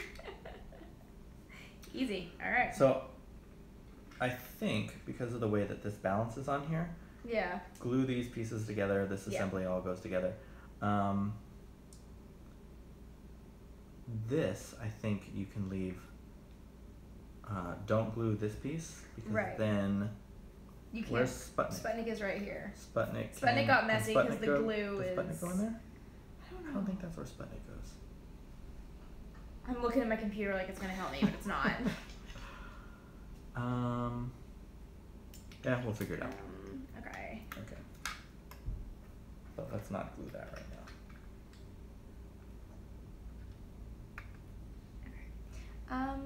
So you are on these pieces here? Yeah, I've got the okay.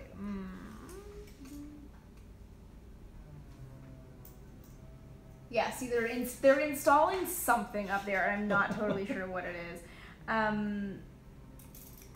right. Okay. So I'm working from this way up. Okay. Here, I'll get this thing ready because I think.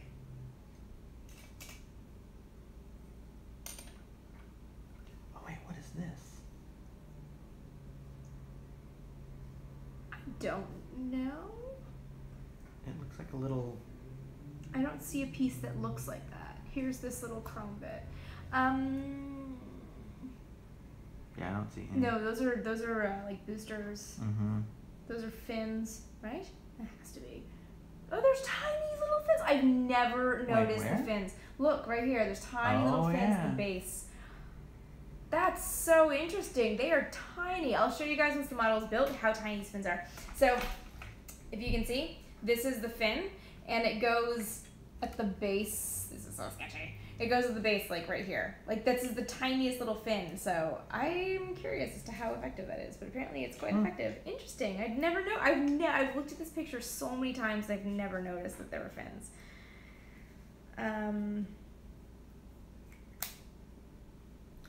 This I think I can safely glue right now.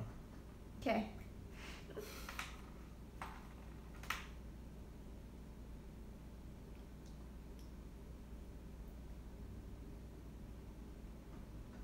Come on. Okay. I'm curious if the fins are still on the current build of the rocket. I just can't imagine that they're very effective. I'd be very curious to see what the rationale behind fins that small on a rocket so relatively large is. So clear piece.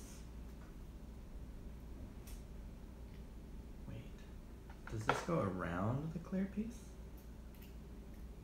I think so.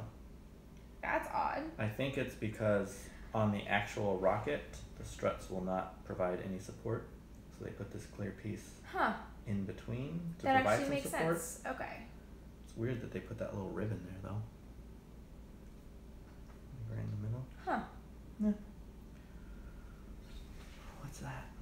If that's the case, then I don't want to glue the struts to it yet, just because I want to paint those so that they actually show up.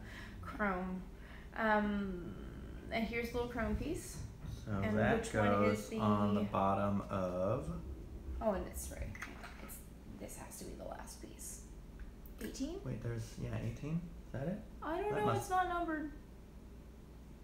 Oh, yeah, this is just step 18. I don't think they'll have any numbers on there. Oh, yeah, no, it's definitely this piece. Yeah. So I think it tucks under here. Yeah. Yeah, then it looks like the nozzle, so this is under the spacecraft, the nozzle pokes out, which is the little chrome piece, and then it sits into that clear piece with the struts. That's what that is. Okay. Yeah, here you go. Okay. Cool. Like this? Wait, which way? That way. This, yeah. Yeah. That's not a great fit. Is it the other way?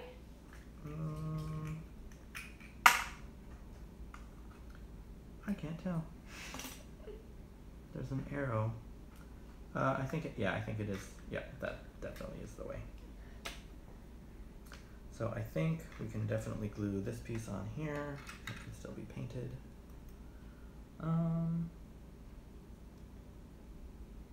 Let's see. All right. Not Pete.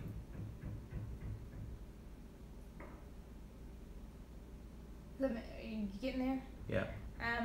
Slowly but surely. I see more people who have only recently joined. Again, sorry for everyone who's been here since the start.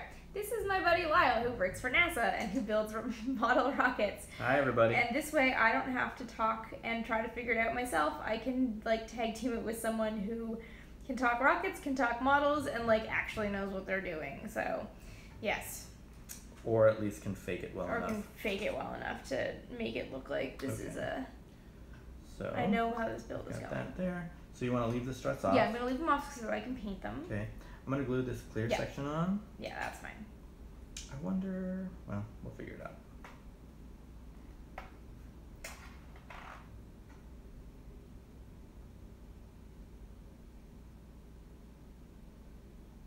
Okay. I always hate gluing clear parts because then the glue smears and it looks terrible, but I think this will be okay. Alright, that's not bad. So this stacks on here. Yeah. Struts go in there. Nice. Here he goes on I top. heard the strut's not chrome. That's annoying. I don't think they're supposed to be chrome. I think. But they're that dark. Look, according to this picture, they're the dark metal, right? Mm-hmm. So I've done a video about the open staging. So basically, what this looks like is these are the starty bits. So the Vostok and Gemini have this as well. The stage, so it would have been this engine. Oh wait, can we put the little engine bell on there? That can go. That should be fine to go. The engine bell, it's broken. The engine would fire before physical separation of the rocket stages. So the space that was left by these struts, it was structurally enough to keep the rocket solid, but it meant that when the rocket started firing, the exhaust wouldn't burn something. So this was a way to have the staging happen without having to physically separate the rockets. I've talked about staging on the Saturn V, and it was done with the Ullage motors, small staging rockets that would start separating the first, the stage that was about to fire, the second stage, say, from the first stage as it fell away, so you get a little bit of distance, and then the engine could fire. Having open staging meant that they didn't have to worry about that, so that's what that is. Yeah. But I want to paint them the dark metal color that they are in the Vostok 1 pictures that I'm looking at, so we're not gluing much right now. Alright. Motor's on. Yay! It can fly! So I don't know if when these are together, if these can be put on or if they should go on. Yeah. I don't want to put them on now because then I won't be able to paint them because I'll get it all over the plastic bit. Right. I was just wondering if we can paint or glue these two pieces together. I'm gonna say probably maybe not. I'm gonna say no just because I want to paint the underside of the engine and stuff. Yeah. All right. We'll keep this. I think I have. Yeah. This no, this is black. I have a dark. Set that there to dry. That's too. All right. Well, that's most of this. Shiny. There are these little thingies. But I think that has to wait until we... Where are those? Here they are. Are they these things? I think they are these things. Oh. I don't know what those actually are. Let's look at our... There are 4 of them. Huh. And... Where do they go? They go... Like on the service module thing? Right... in there. I mean, that's not in any of the diagrams I'm looking at. Darn. Oh... Oops. There it goes.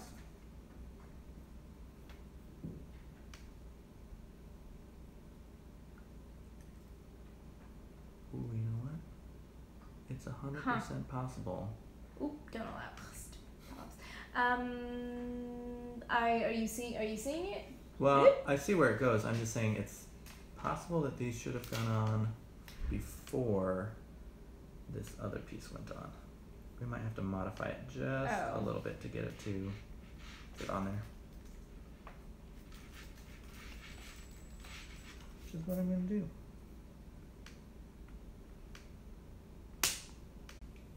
I don't know where it went. But now it fits. It looks like a little fin. It just looks like a little fin. Oh, yeah. So many little fins on Vostok. I'm learning so much. Let's see. Okay. Yeah, this one isn't helping. That's an Apollo model. That doesn't help at all. Blorp. Okay, you're gonna find 4 little tiny pieces of plastic somewhere. Pete will just eat them. Well, I hope they're nutritious little pieces of plastic then. Clearly. Sandpaper. Yeah, no, none of these diagrams are showing me what those things are. Oh, there it goes. Huh, okay. I think they're fins. They look imagine like fins. so. Little teeny tiny fins. I guess we can glue those. That's probably fine. Yeah. Oh, they're so tiny. Ugh.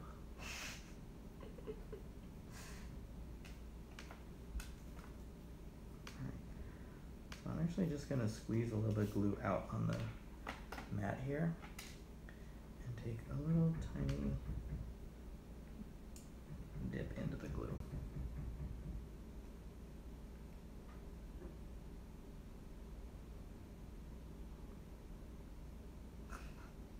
That's good. Sorry, someone just posted, I heard a radio interview with Scott Kelly, and when they asked him about flat earthers, he said, if the earth were flat, wouldn't the edge of the earth be a really popular tourist spot? That's really good. I've never heard that. I really, really like that. Well, my question is, if the earth is flat, what's on the other side? Turtles. It's just turtles all the way down holding it up. I think my favorite is, if the earth were flat, cats would have pushed everything off by now. That is 100% true. They would have. Yep. Okay. Alright, I'm going to start cutting some of these. Going for the rocket motors? Oh, good gosh. Yeah, there's a whole bunch of little teeny tiny ones. Why did the Russians put so many motors on their rockets? Right. Because isn't that why the N1 didn't launch? The N1 with its, is it 27? Is it 42 or is it 30? I can't remember. It had a lot of motors. One is the N1. One is what's his name? Elon Musk. I think Elon Musk has 27. No, that's the Falcon Heavy. Oh, okay. The interplanetary transportation system, or the planetary transportation, that crazy one that has like 50 rockets in the first stage. Because when that came out, I did a video on the N1, and the N1, I'm gonna look it up because I have a computer here. N1 rocket. The whole thing was that the Soviet system doesn't work the way NASA does it. It's like, here, you're building the rockets. It's all different design bureaus, and one of the design bureaus was developing bigger rocket engines, but he didn't want to give it to Korolev, who was behind the N1 program. So he's like, fine, if you won't give me the bigger, more powerful rocket engines, I'll just add more of the ones that I have that work. Are you like, serious? Yeah, that's literally how it happened. And the Soviet program is incredibly complicated, just in terms of the way all the design bureaus worked and didn't work, and like the people in charge. It was so different structurally than NASA, which allowed them to do a lot of things really early on, but also did things like leave the N1 with, how many engines did it have?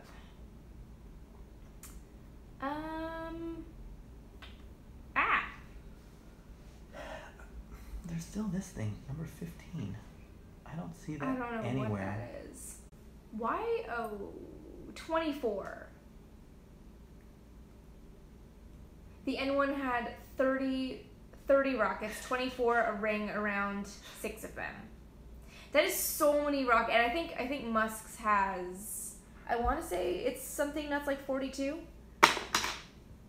Because the answer to life, the universe, and everything, obviously. But yeah, I think that's what it is. I almost feel like he was like, let's make a rocket with 42 motors on it. Yep. I mean, I wouldn't entirely be surprised, to be honest. All right. Yeah, I have no idea what number 15 is. So step 15 has a little teeny tiny piece. It says one on each side. D-pin. I don't know what that means. I don't even see that anywhere. So we are going to skip that part. I hope it's not important. It's just the tubes that connect the oxygen to the spacecraft. It's fine. He'll be fine. Yuri's fine. Okay. Okay. So step 3. What are we at here? We're at step 3. So you start here. Oh my God. There's 4 of these. Yes. One for each booster. Oh, there's 5 of them. Oh no, yeah, right. For one for the fuselage too. So it's these. We're starting with these. This is ridiculous. Cool. But look, they all come bunched together, so it's not like I have to do 4 individual ones. That's. Oh, they do. Oh, okay. Yeah. I thought each one was separate. I would quit and go home. Like these little hats that I am cutting up. I don't really know what these are, but little what are you rimless number 11 and 12. Yeah. I just thought I'd get them ready so that when we got to that point of gluing them, I could just pop them together. Well, they look like they go inside. Huh. I don't know. You know what my most frustrating part about all these instructions? There's no advice on how to paint it. So some model kits, this one not, I guess, will come with a list of what color paint you need. They'll even give you the tester color code, and then they'll identify what parts you can color or paint. No, I was really actually quite frustrated that it didn't have it. Is this the box? This is the V2 box. This is the box. Okay. If you were wondering, we are building the Vostok, what is this? The MPC 1 to 100 scale Vostok rocket that has a Vostok SA, Sharik, and Sputnik. I don't know what Sharik is. Have you heard that before? I've never heard that. Does not sound familiar. But it must be the capsule that Yuri was in? I guess so. So it gives you a bunch of Soviet decals, and by a bunch of, I mean 1, 2, 3, 4, 5, 6, 7 Soviet decals. And it gives you a little, I have Vostok, which I know is Vostok. But it gives you a little bit of information about the rocket. But it's giving you, we should be looking at this for facts. But it, it went around Earth, according to this pamphlet. This is giving you stuff about the rocket, not about the model. But it actually does have, interesting. It's got Soviet countdown, because they don't do, I think they physically, at least in the days of the early Vostok, they actually physically hit a fire button to launch the rocket. I'm not going to try to pronounce it. So they've got the Soviet countdown transliterated in English to, I'm going to mess this up, but Piat, Chitira, Tre, Dvan, Odin, start. Start? Is the same? It says start, so I don't know. I would love to see what it looks like in Cyrillic, but it does give you also shows you, I'll see if I can bring this closer. Can you pass the ground control when you have a chance? Thank you. There's a little bit left. Yeah. Okay. So it's got 3 pins. I actually have all of these pins, which is pretty neat. But one of these days I should show you guys some of the pins that I actually have. I bought, thank you, I bought a whole whack of them off eBay at one point, and I don't know how many of them are authentic or like redos, but whatever, they look awesome and I don't care. But I do actually have some of these original, like the Vostok 3, 4, and 5, 6. They have some really nice companion pieces for that. But yeah. Okay. What's happening? I don't know. This got really complicated. Why are there? There's only 4. Oh, there's maybe not a middle rocket? Is there, maybe there's something on the other side of these directions? Yeah, there's definitely something on the back. Okay. Oh gosh. I hate when they give you the, so if you guys can see this, these are the individual, like thrust rockets. I hate when they do that. So I've got one, I've got, an Apollo, what is it? It's the, oh my god, words. Words are hard right now. It's a command service lunar module. It's the one that I've used in videos to demonstrate things for. It's the one that the service module pops open so you can see where the oxygen tanks are and stuff. It's awesome. It's one of my favorite models. I've lost all of the RCS thrusters because they're in little packs of 4 on Apollo, right? You've got like kind of the block in the middle and then the 1, 2, 3, 4. So you've got RCS on all sides. That one didn't come with like the packs of 4 that you glue onto the model. It came with like the little nugget in the middle and then the individual thrusters, and I've moved that model from Phoenix to North Carolina to LA. And these models don't travel very well. Like, you can try as hard as you want to wrap them in newspaper and keep them protected, but it's a hot mess of like plastic rolling around in newspaper on the back of a truck for 4 days. Like, they just fall apart. So sadly, a lot of those have fallen. But that looks, what are you doing? So there's some preformed holes in here, but they got filled in with plastic, so hopefully I can drill one out. I don't have a... Does something have to go in there? Well, if it's thin enough, you can just kind of scoop it out, but I think it's a little bit thicker than that. Does spill over plastic, it's fine. But I don't know what in the heck this is for. That looks like if you're just lazy and you don't want to do something. I mean... No, you know what it is? This glues into this. Because look at this. Oh! This, see these pieces? They go right there. I'm so confused. Right? Oh my god, what is that? That's this piece here. So it goes in the center. So that's the fuselage. No, but okay. Because there's the main core and the 4 boosters. So these are the 4 boosters, and then this. This is the center. This is the main. The core stage. And then all of these pieces go on there. I do not know why we have this.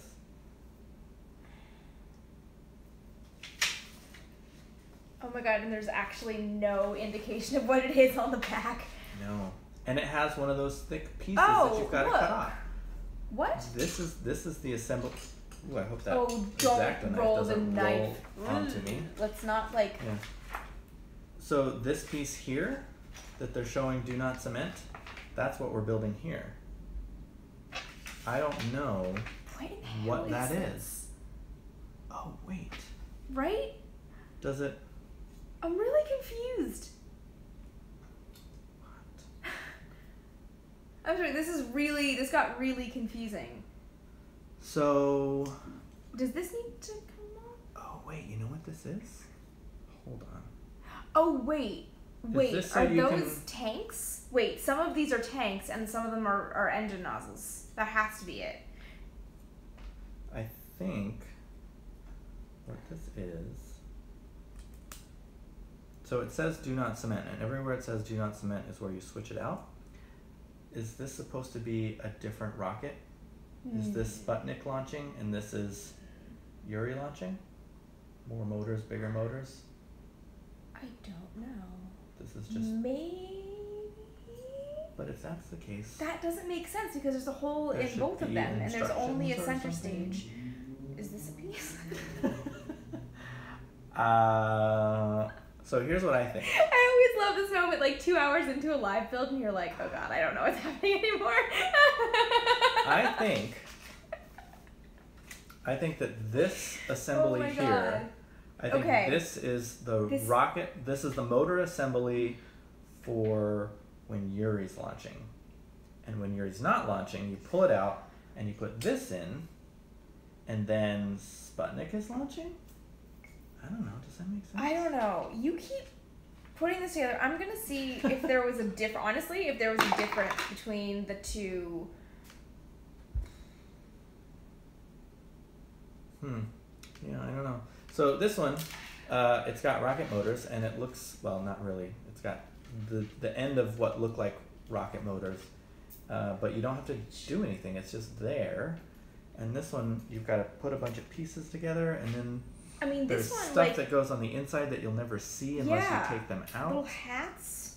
I'm still cutting up these little hats. I don't know what they are. Ooh, but that just snapped in place. That was nice. Yeah, I don't know what's going on here.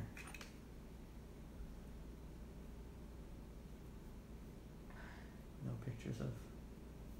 It doesn't. It's not showing. I want like. Hang on. I want a picture of the rocket not launching. I know. I want a picture of like the business end of this rocket right now. Well, while you do that, I'm gonna try to get this fourth opening cut out and see.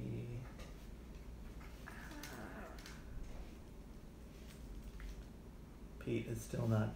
He's not. It's so funny. Doing. I thought for sure he'd be all over this.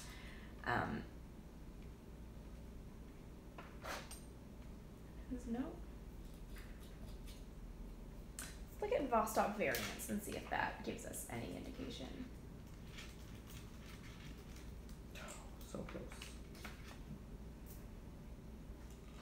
Okay.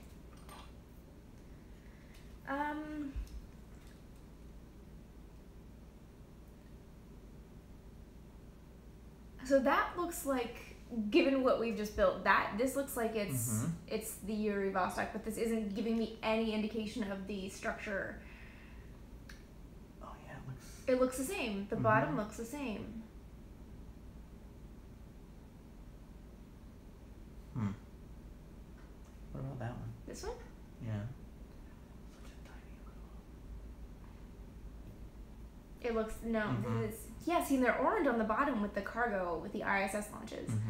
Oh look. Oh, that's what we have basically. Yeah, and that is also not in English. Of all the languages I can vaguely decipher, Russian is not one of them. Okay, what is that? That's this one, because you've got 4 motors. Yeah. And then you've got these 2 smaller ones off to the side. There's so many engines on this thing. Oh my god. Oh my god. The Russian motto is just more rockets, more engines. What is this? I would like to see.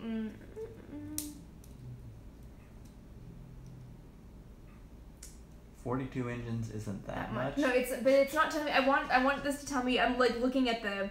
Okay, everyone in this picture is wearing a jacket, so it's definitely the 60s. But that doesn't really help. It doesn't tell me what it is. I don't know. Huh. Did you ever finish cutting out your party hats? No, I'm still working on it. Here's most of them. Oh wait, no, those are not the party hats I'm looking for. Sorry. These are not the party hats you were looking for. Look, I made a Star Wars sticker. So proud of you. Well, no, these ones right here. Oh, do you want me to work on those first? If you want to work on those, sorry, keep working on what you're working on, because once I'm done with these, then I'll need those, I think. And also, there are little tiny motors somewhere. I think those are. Oh, these? Yeah. Oh, jeez. Right? I hate when they do that. I hate when they take the tiny ones. All right, so at this point, a lot of this. I'll start getting those separated. We can glue all this together and just paint it. This is all going to be like a dark. This is all going to be a dark gray. A dark gray. That's fine. Unless you want super high fidelity in your model. Nope. Okay, we're good. I don't know, I should ask you guys. Do you guys want me to paint every individual piece so it looks even better? Because I'm exclusively using this to demonstrate things for you guys. Scared what's gonna I'm going to say no. I'm going to say that you all said no. I haven't seen a reaction yet. Good. There's a chance that the chat that I'm watching is... Let's make a decision now based yes, on the response. Yeah. Okay, good. I like where this is going. Thank you, friend. John Carl Stanton says yes, please. Yeah.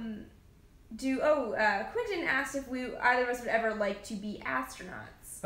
Yes, I would love to be an astronaut. Did you ever apply? Yes, I applied, and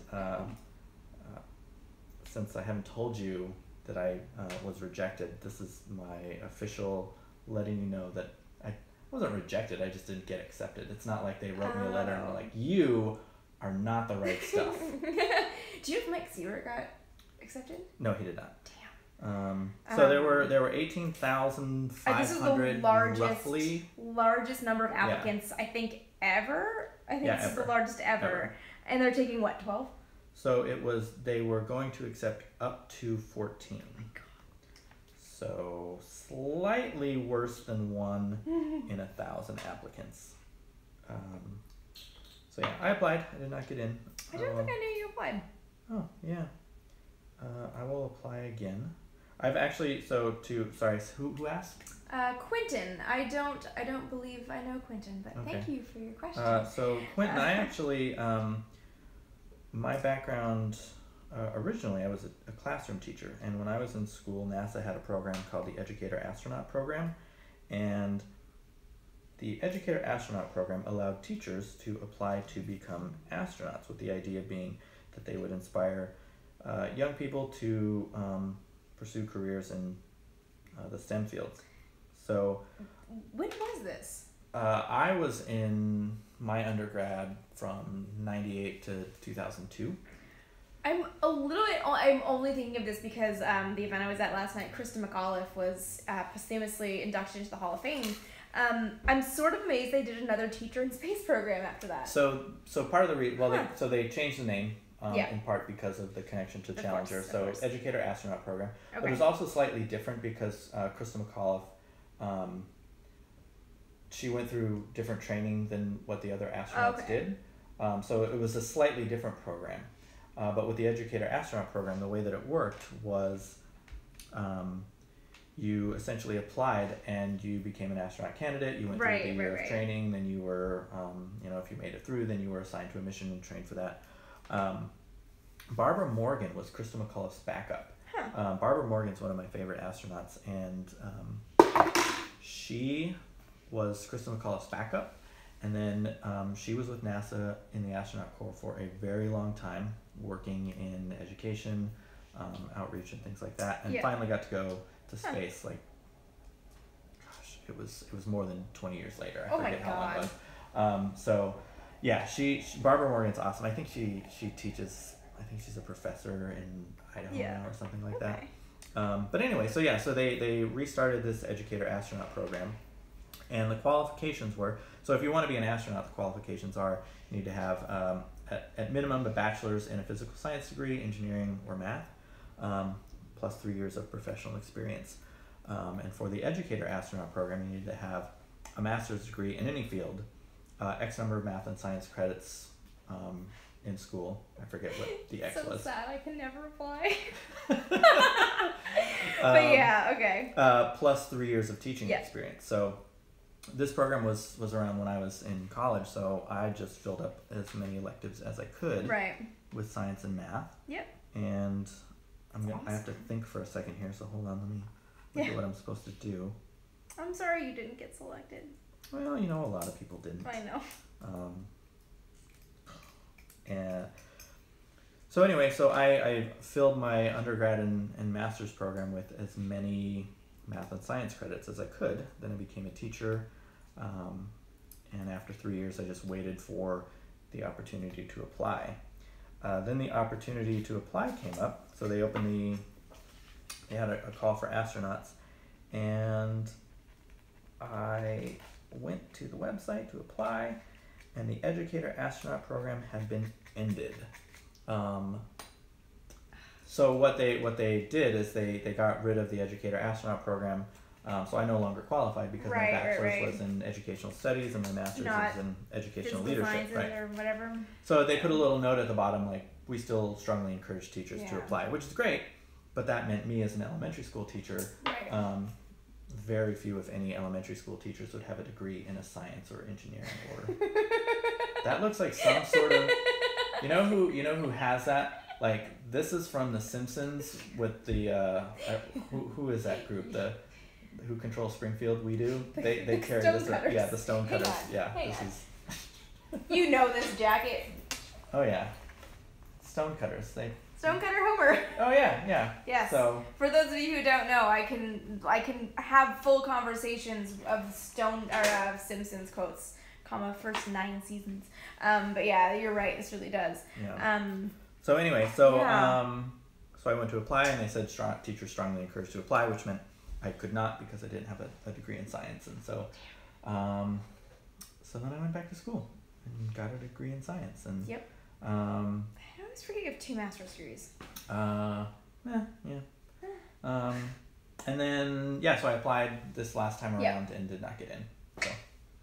So, but yeah, I mean, people ask me about like how do you become an astronaut? And it's like, well, the basic qualifications, this degree, 3 years of experience, but they look for a little bit more than that. Yeah, I mean, so we have a friend, Mike, who is he still on MER?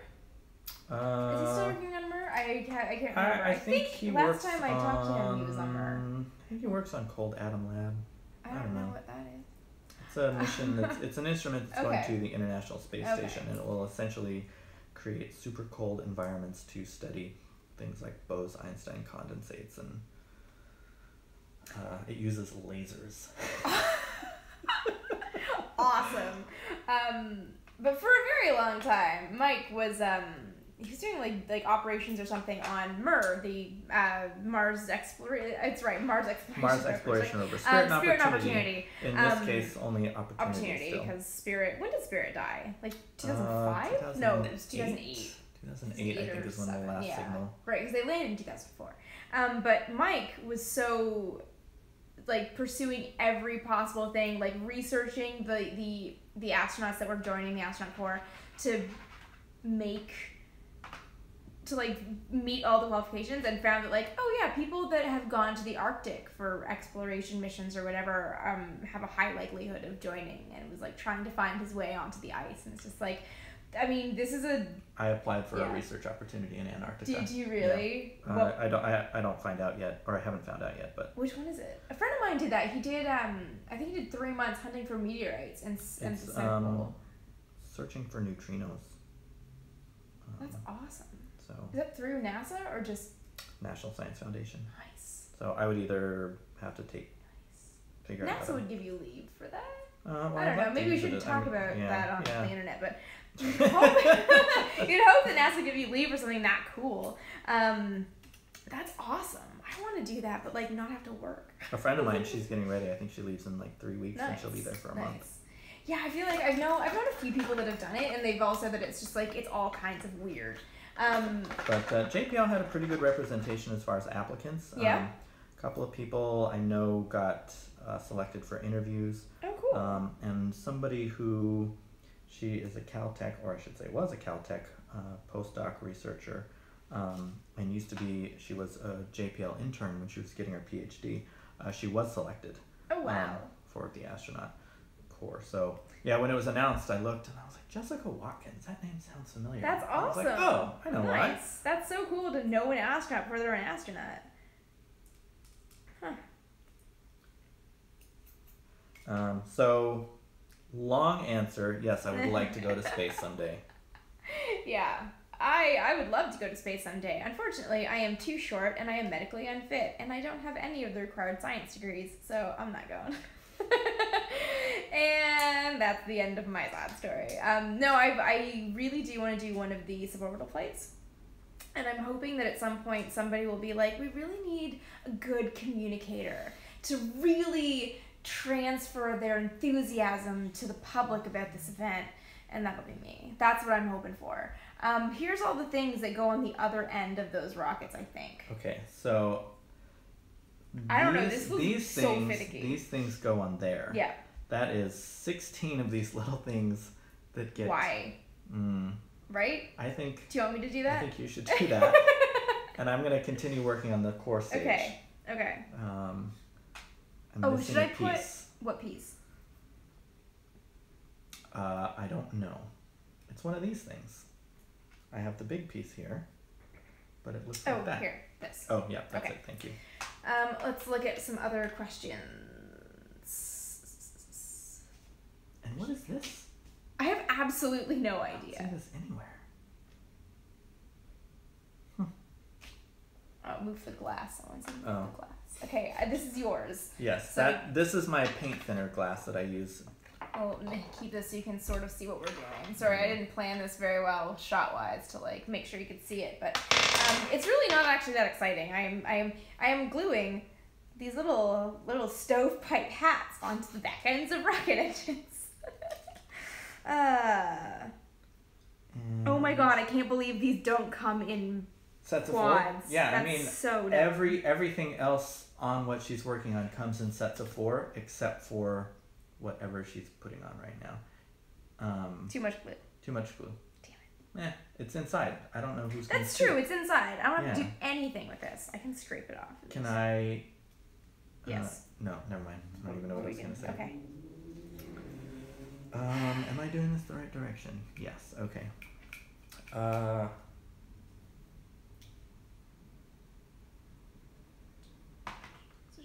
Okay, where are we at here? How is Pete? Someone just asked. Oh, it's Chris. Hey, Chris. How is Pete? Pete is great. I mentioned earlier, some of you guys might have heard, I expected him to be up here. I'm actually amazed he doesn't come up when I'm doing these things more often, because he loves, like, putting stuff into his face, because he's a cat. But I'll put Pete Conrad back up here for you guys. Yeah, I got home. I was in San Diego last night for a Hall of Fame induction at the San Diego Air and Space Museum. And I got back and my smoke alarm was chirping. I'm going to help you out here and take 4 of these. Okay. These are terrible. Right? Ah. They're annoying, but they're like weirdly smooth on top. I know, it's kind of satisfying. But I think Pete was really stressed out because the alarm was going off all night. So I think once I got home and got it fixed immediately, he kind of calmed down. So I think he might be passed out right now, but I'll try to wake him up and get him up here. I had a meeting the other day, just like a table read with Seeker, because you saw that on Instagram. My flight was canceled after I got up at 4:30 in the morning, got myself to the airport, everything was good to go. I was going to go to San Francisco for the day for work, and then my flight was canceled, and I couldn't get there in time to actually make the meetings and the shoot times and stuff. So I ended up staying from home and just like table reading all the episodes, and then I didn't shoot them. Trace, who I assume some of you guys probably have seen him on D&E's/Seeker, shot the episodes, and we had this like 3-hour table read meeting where I was projected on the big screen in this meeting room, and at the end of it they're like, so I think after 3 hours we deserve some Pete time. So I had to like wake Pete up and bring him into this meeting. Okay, good. Okay, I thought for a second we lost one, but no, we're good. We're good. Yeah, I lied when I said 16 of those little things. There's 20. But I took 4 of them. Thank you. And now these little things. 4 of them? 1, 2, 3, 4. Yeah. Which? The chromey things? Wait, look at this. Yeah, there's 1, 2, 3, 4, 5, 6, 7, 8. 9, 10, 11, 12. What? Is that 2? No, that 4, can't be right. 6. I suddenly... 2, 4, 6, 8, 10, 12. Is that how many we said? 12? There are 12 of them. Yeah. No? Okay. Yeah. All right. Aha, now you have annoying gluing. I'll do these ones, don't worry. They face out, right? So they'll be like this. They will go on the side with, yeah. Yeah, okay. I suddenly really, clearly, guys, I haven't looked into this before, but I really now want to look into the structure of the number of engines on the R7, because I've seen a Soyuz before launch. I've seen pictures of it and stuff. actually never realized how many engines there are. And I know I owe you guys a video. When I was in Kansas at the Cosmosphere. Oh, I still need to go there. You've never been there? Kansas is one of the few states I've never been to, and that is my reason for going. I'm going to go to the Cosmosphere one of these You should days. absolutely go. You'd love it. It's so good. But yeah, there was a little exhibit that said the Saturn V had 85 rockets. What? Because of ullage motors and reaction control thrusters. And I'm like, now I need to go back and count all 85 rockets. Like, I'm so curious. I have to know where all these 85 rockets are. Because they had, there was apparently ullage motors that I've never paid attention to, that are different than the staging rockets. I don't know. I have to go in and look. So one of these days, I'm actually going to try to figure out how to actually count them all. What's the best way to do this? Oh, they don't actually go through. Do they go through? What can I see yours? On mine, it's just a little like divot. Okay, yeah. They should just like go into the hole. Yeah, so I'm just gonna put glue here and then pop it in, I guess. I think that's. And what on earth is this? I am more curious. I feel like the stone about cutters. These. Like, what is this? Oh, so these go. Who makes into. every Oscar night we do. We do. Flip that over, and there's a little hole in the middle, and this part sticks down in there. Why? No one ever sees that. Fidelity, I guess. And what does it connect to? Nothing. Perfect. I'm gonna scrape a little bit of this chrome off here, though. I can be helpful and do that on the other ones too. Though these are actually going all the way through. Huh. What are? Not like all the way through, but like they're but sitting into it. Okay. nicely into it.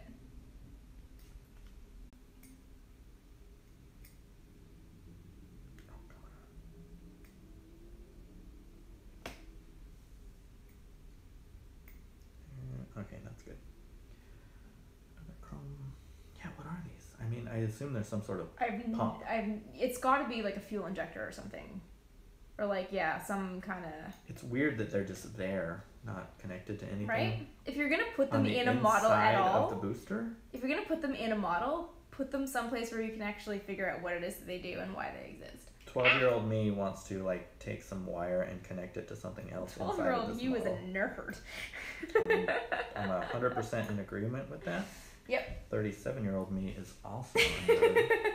Kind of wishes they connected to something.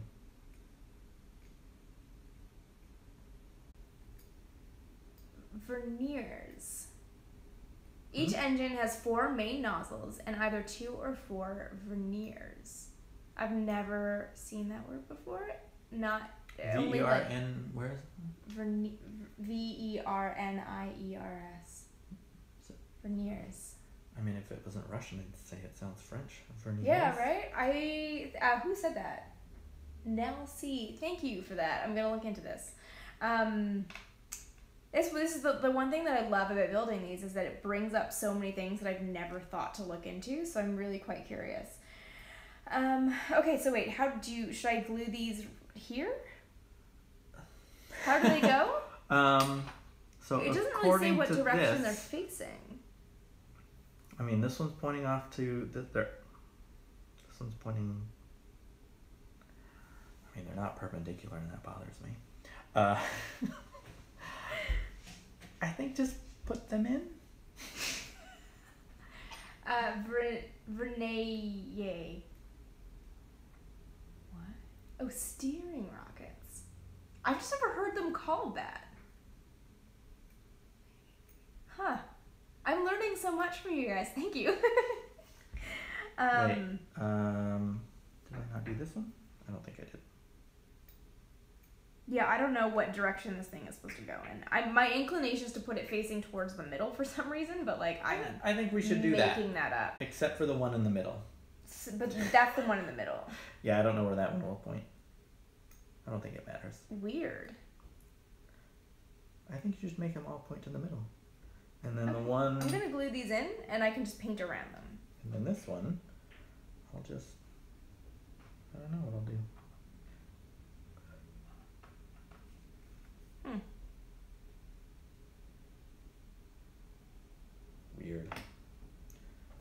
I also have this strangest model part ever. Yeah. No, this is still a strange model. Oh yeah. Because I don't nowhere that it goes. I don't actually see an instruction that mentions it. Right? Yeah. Well, also this. Which There's one? this thing. Who knows? Who knows? Also these? Yeah, I don't know. What are these two? I don't know.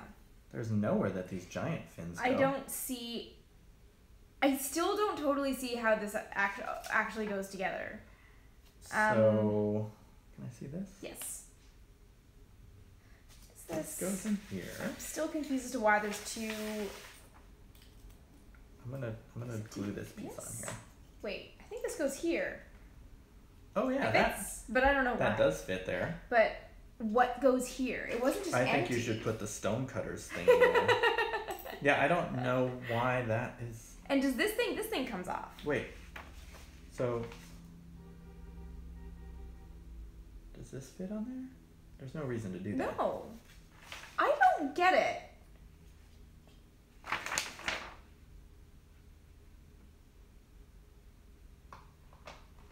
No, I still don't understand what this piece is for. This is maddening. This is so dumb. Just comment. Oh. On its original release, okay, so Richard commented, on its original release, that kit had an option for flying the rocket with those cardboard tube rocket motors. The extra parts are still in the box, but are now not covered in the instructions. Oh. Thank you. Thank you so much. You know what would be great if there was like in this little Vostok pamphlet they actually told you that. That's so interesting. Okay. So would that mean, I assume, and here's the comment from Richard. So actually flying, how cool. So I used to always want to do that with some of my old, like when I was, some of my space shuttle models and my old rocket models, I always thought it'd be cool to put the motors in. But I never did that. Have you ever launched like a model Estes rocket or Estes rocket? I've never done that. It's fun. There's some rocket builders at work who launch really big ones that go really high. Yeah. Because NASA. But yeah, it's fun. I did some when I was a kid. I've done them as an adult. So that's why there's a hole in this thing, Richard. If you want to weigh in on this, that's why there's a hole. So that's a big motor too. This would be where you put the motor to launch your model, I assume. Let's see if he's blew mine up with fireworks. Yeah, that too. That is the thing. You know, Neil Armstrong used to do that too. He used to build a lot of models, and when they were broken or he got bored of them, he'd light them on fire and send them out his bedroom window. I used to take my Star Trek models, and when I would build them, I would actually take some of my fireworks and I would line the insides of them with my fireworks, and there would be one part, like I built them with the intention of blowing them up, and then I'd run a fuse out the back or something like that, and then I was practicing my movie special effects, and then would blow them up. It was fun.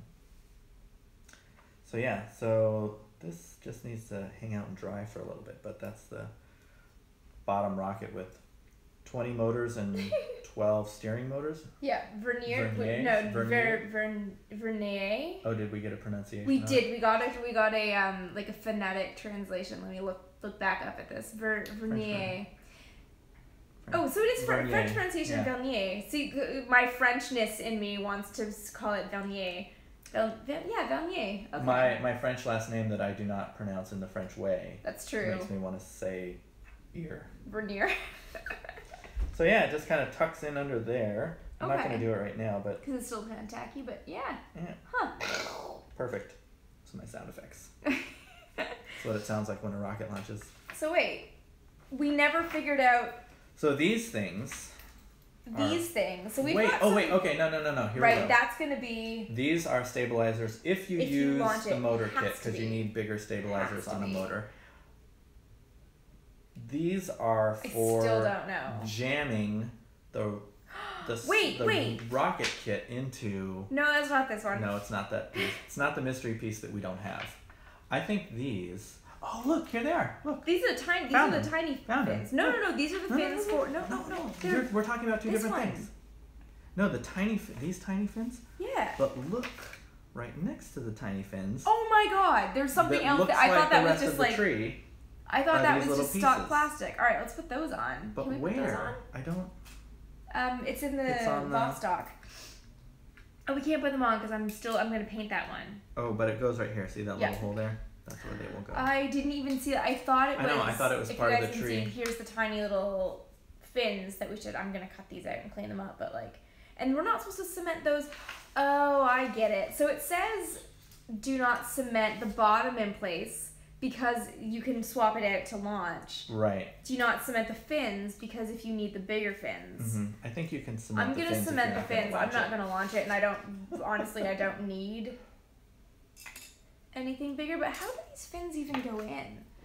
The big ones? There's no That's like not hole, right? Ooh, You're messing up my you're. my awesome rubber band job. I mean, it looks like it would go Yeah. like clips into there, but But then there's no technology. Oh, look. You can see there's a little. The plastic is really thin. You could cut out a Huh. hole. Oh yeah. Yeah. Interesting. We learned so much from you guys. Cool. um. I want to buy one of these and build it to launch. Okay, so don't need this. So I'm gonna put these in place because I don't want to lose them. And then this is like the lowest. Got away from yourself. I know. Thanks, Mom. This is like the least satisfying build I feel because we're not coming out with a finished rocket because I decide after the fact that I want to actually paint it and make it look like the Vostok But it one. will leave everyone in anticipation, right? There will be pictures on my Instagram when I finally do it. All right. So these are dry enough Okay. that we could. Let me see how these go.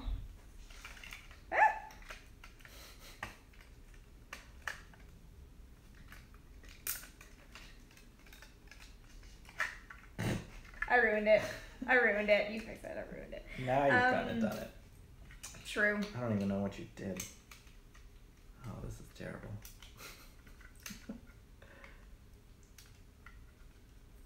All right.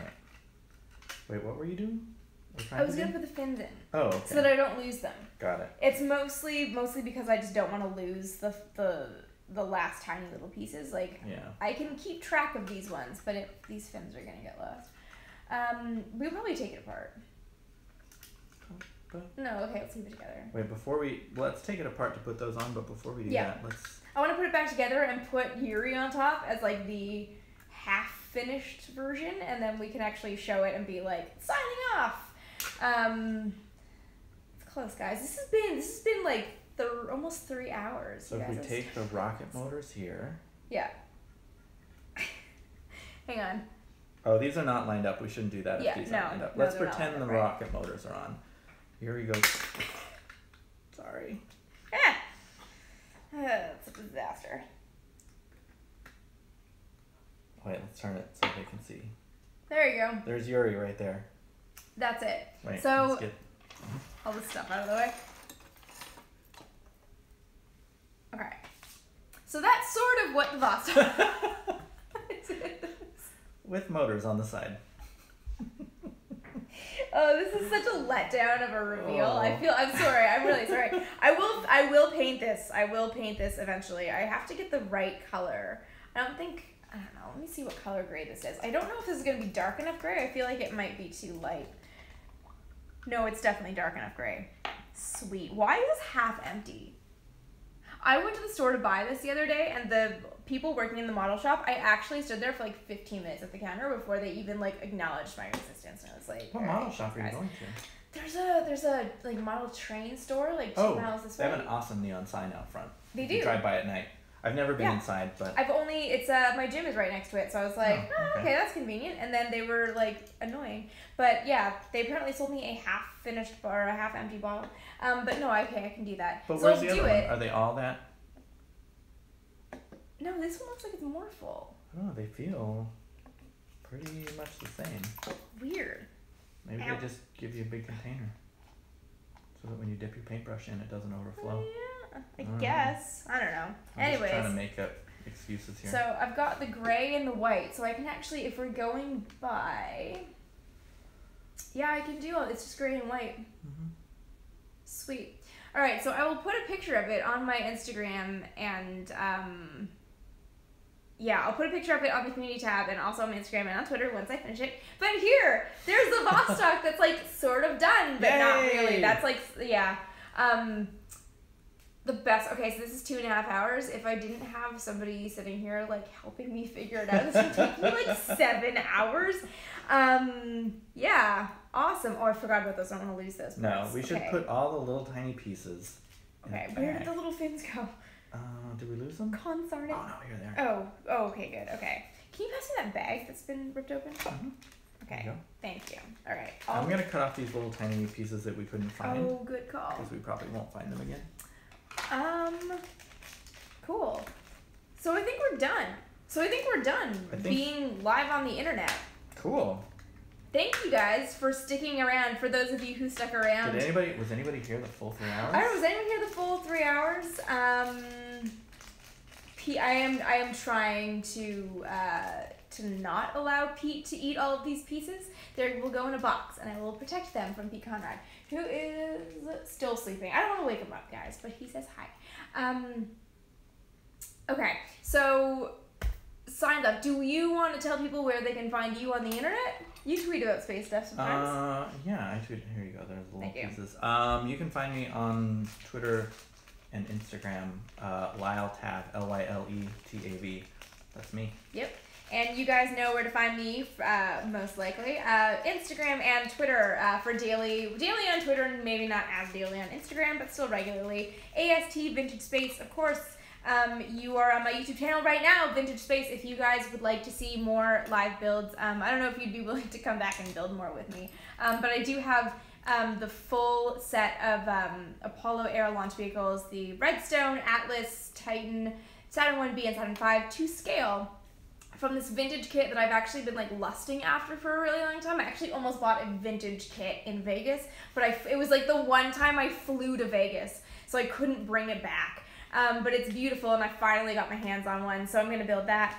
If you guys want to see more of these kind of builds and kind of the like off-the-cuff chatting about rocket stuff and model stuff, definitely check back, because these will happen regularly, but of course, regular education videos every week, mostly every week, depending on my travel schedule. You guys know the drill, so be sure to subscribe so you never miss those. And of course, leave any comments you've got in the comment section down below. Anything you have questions about based on this build, about the Vostok, about Garen, about Sputnik.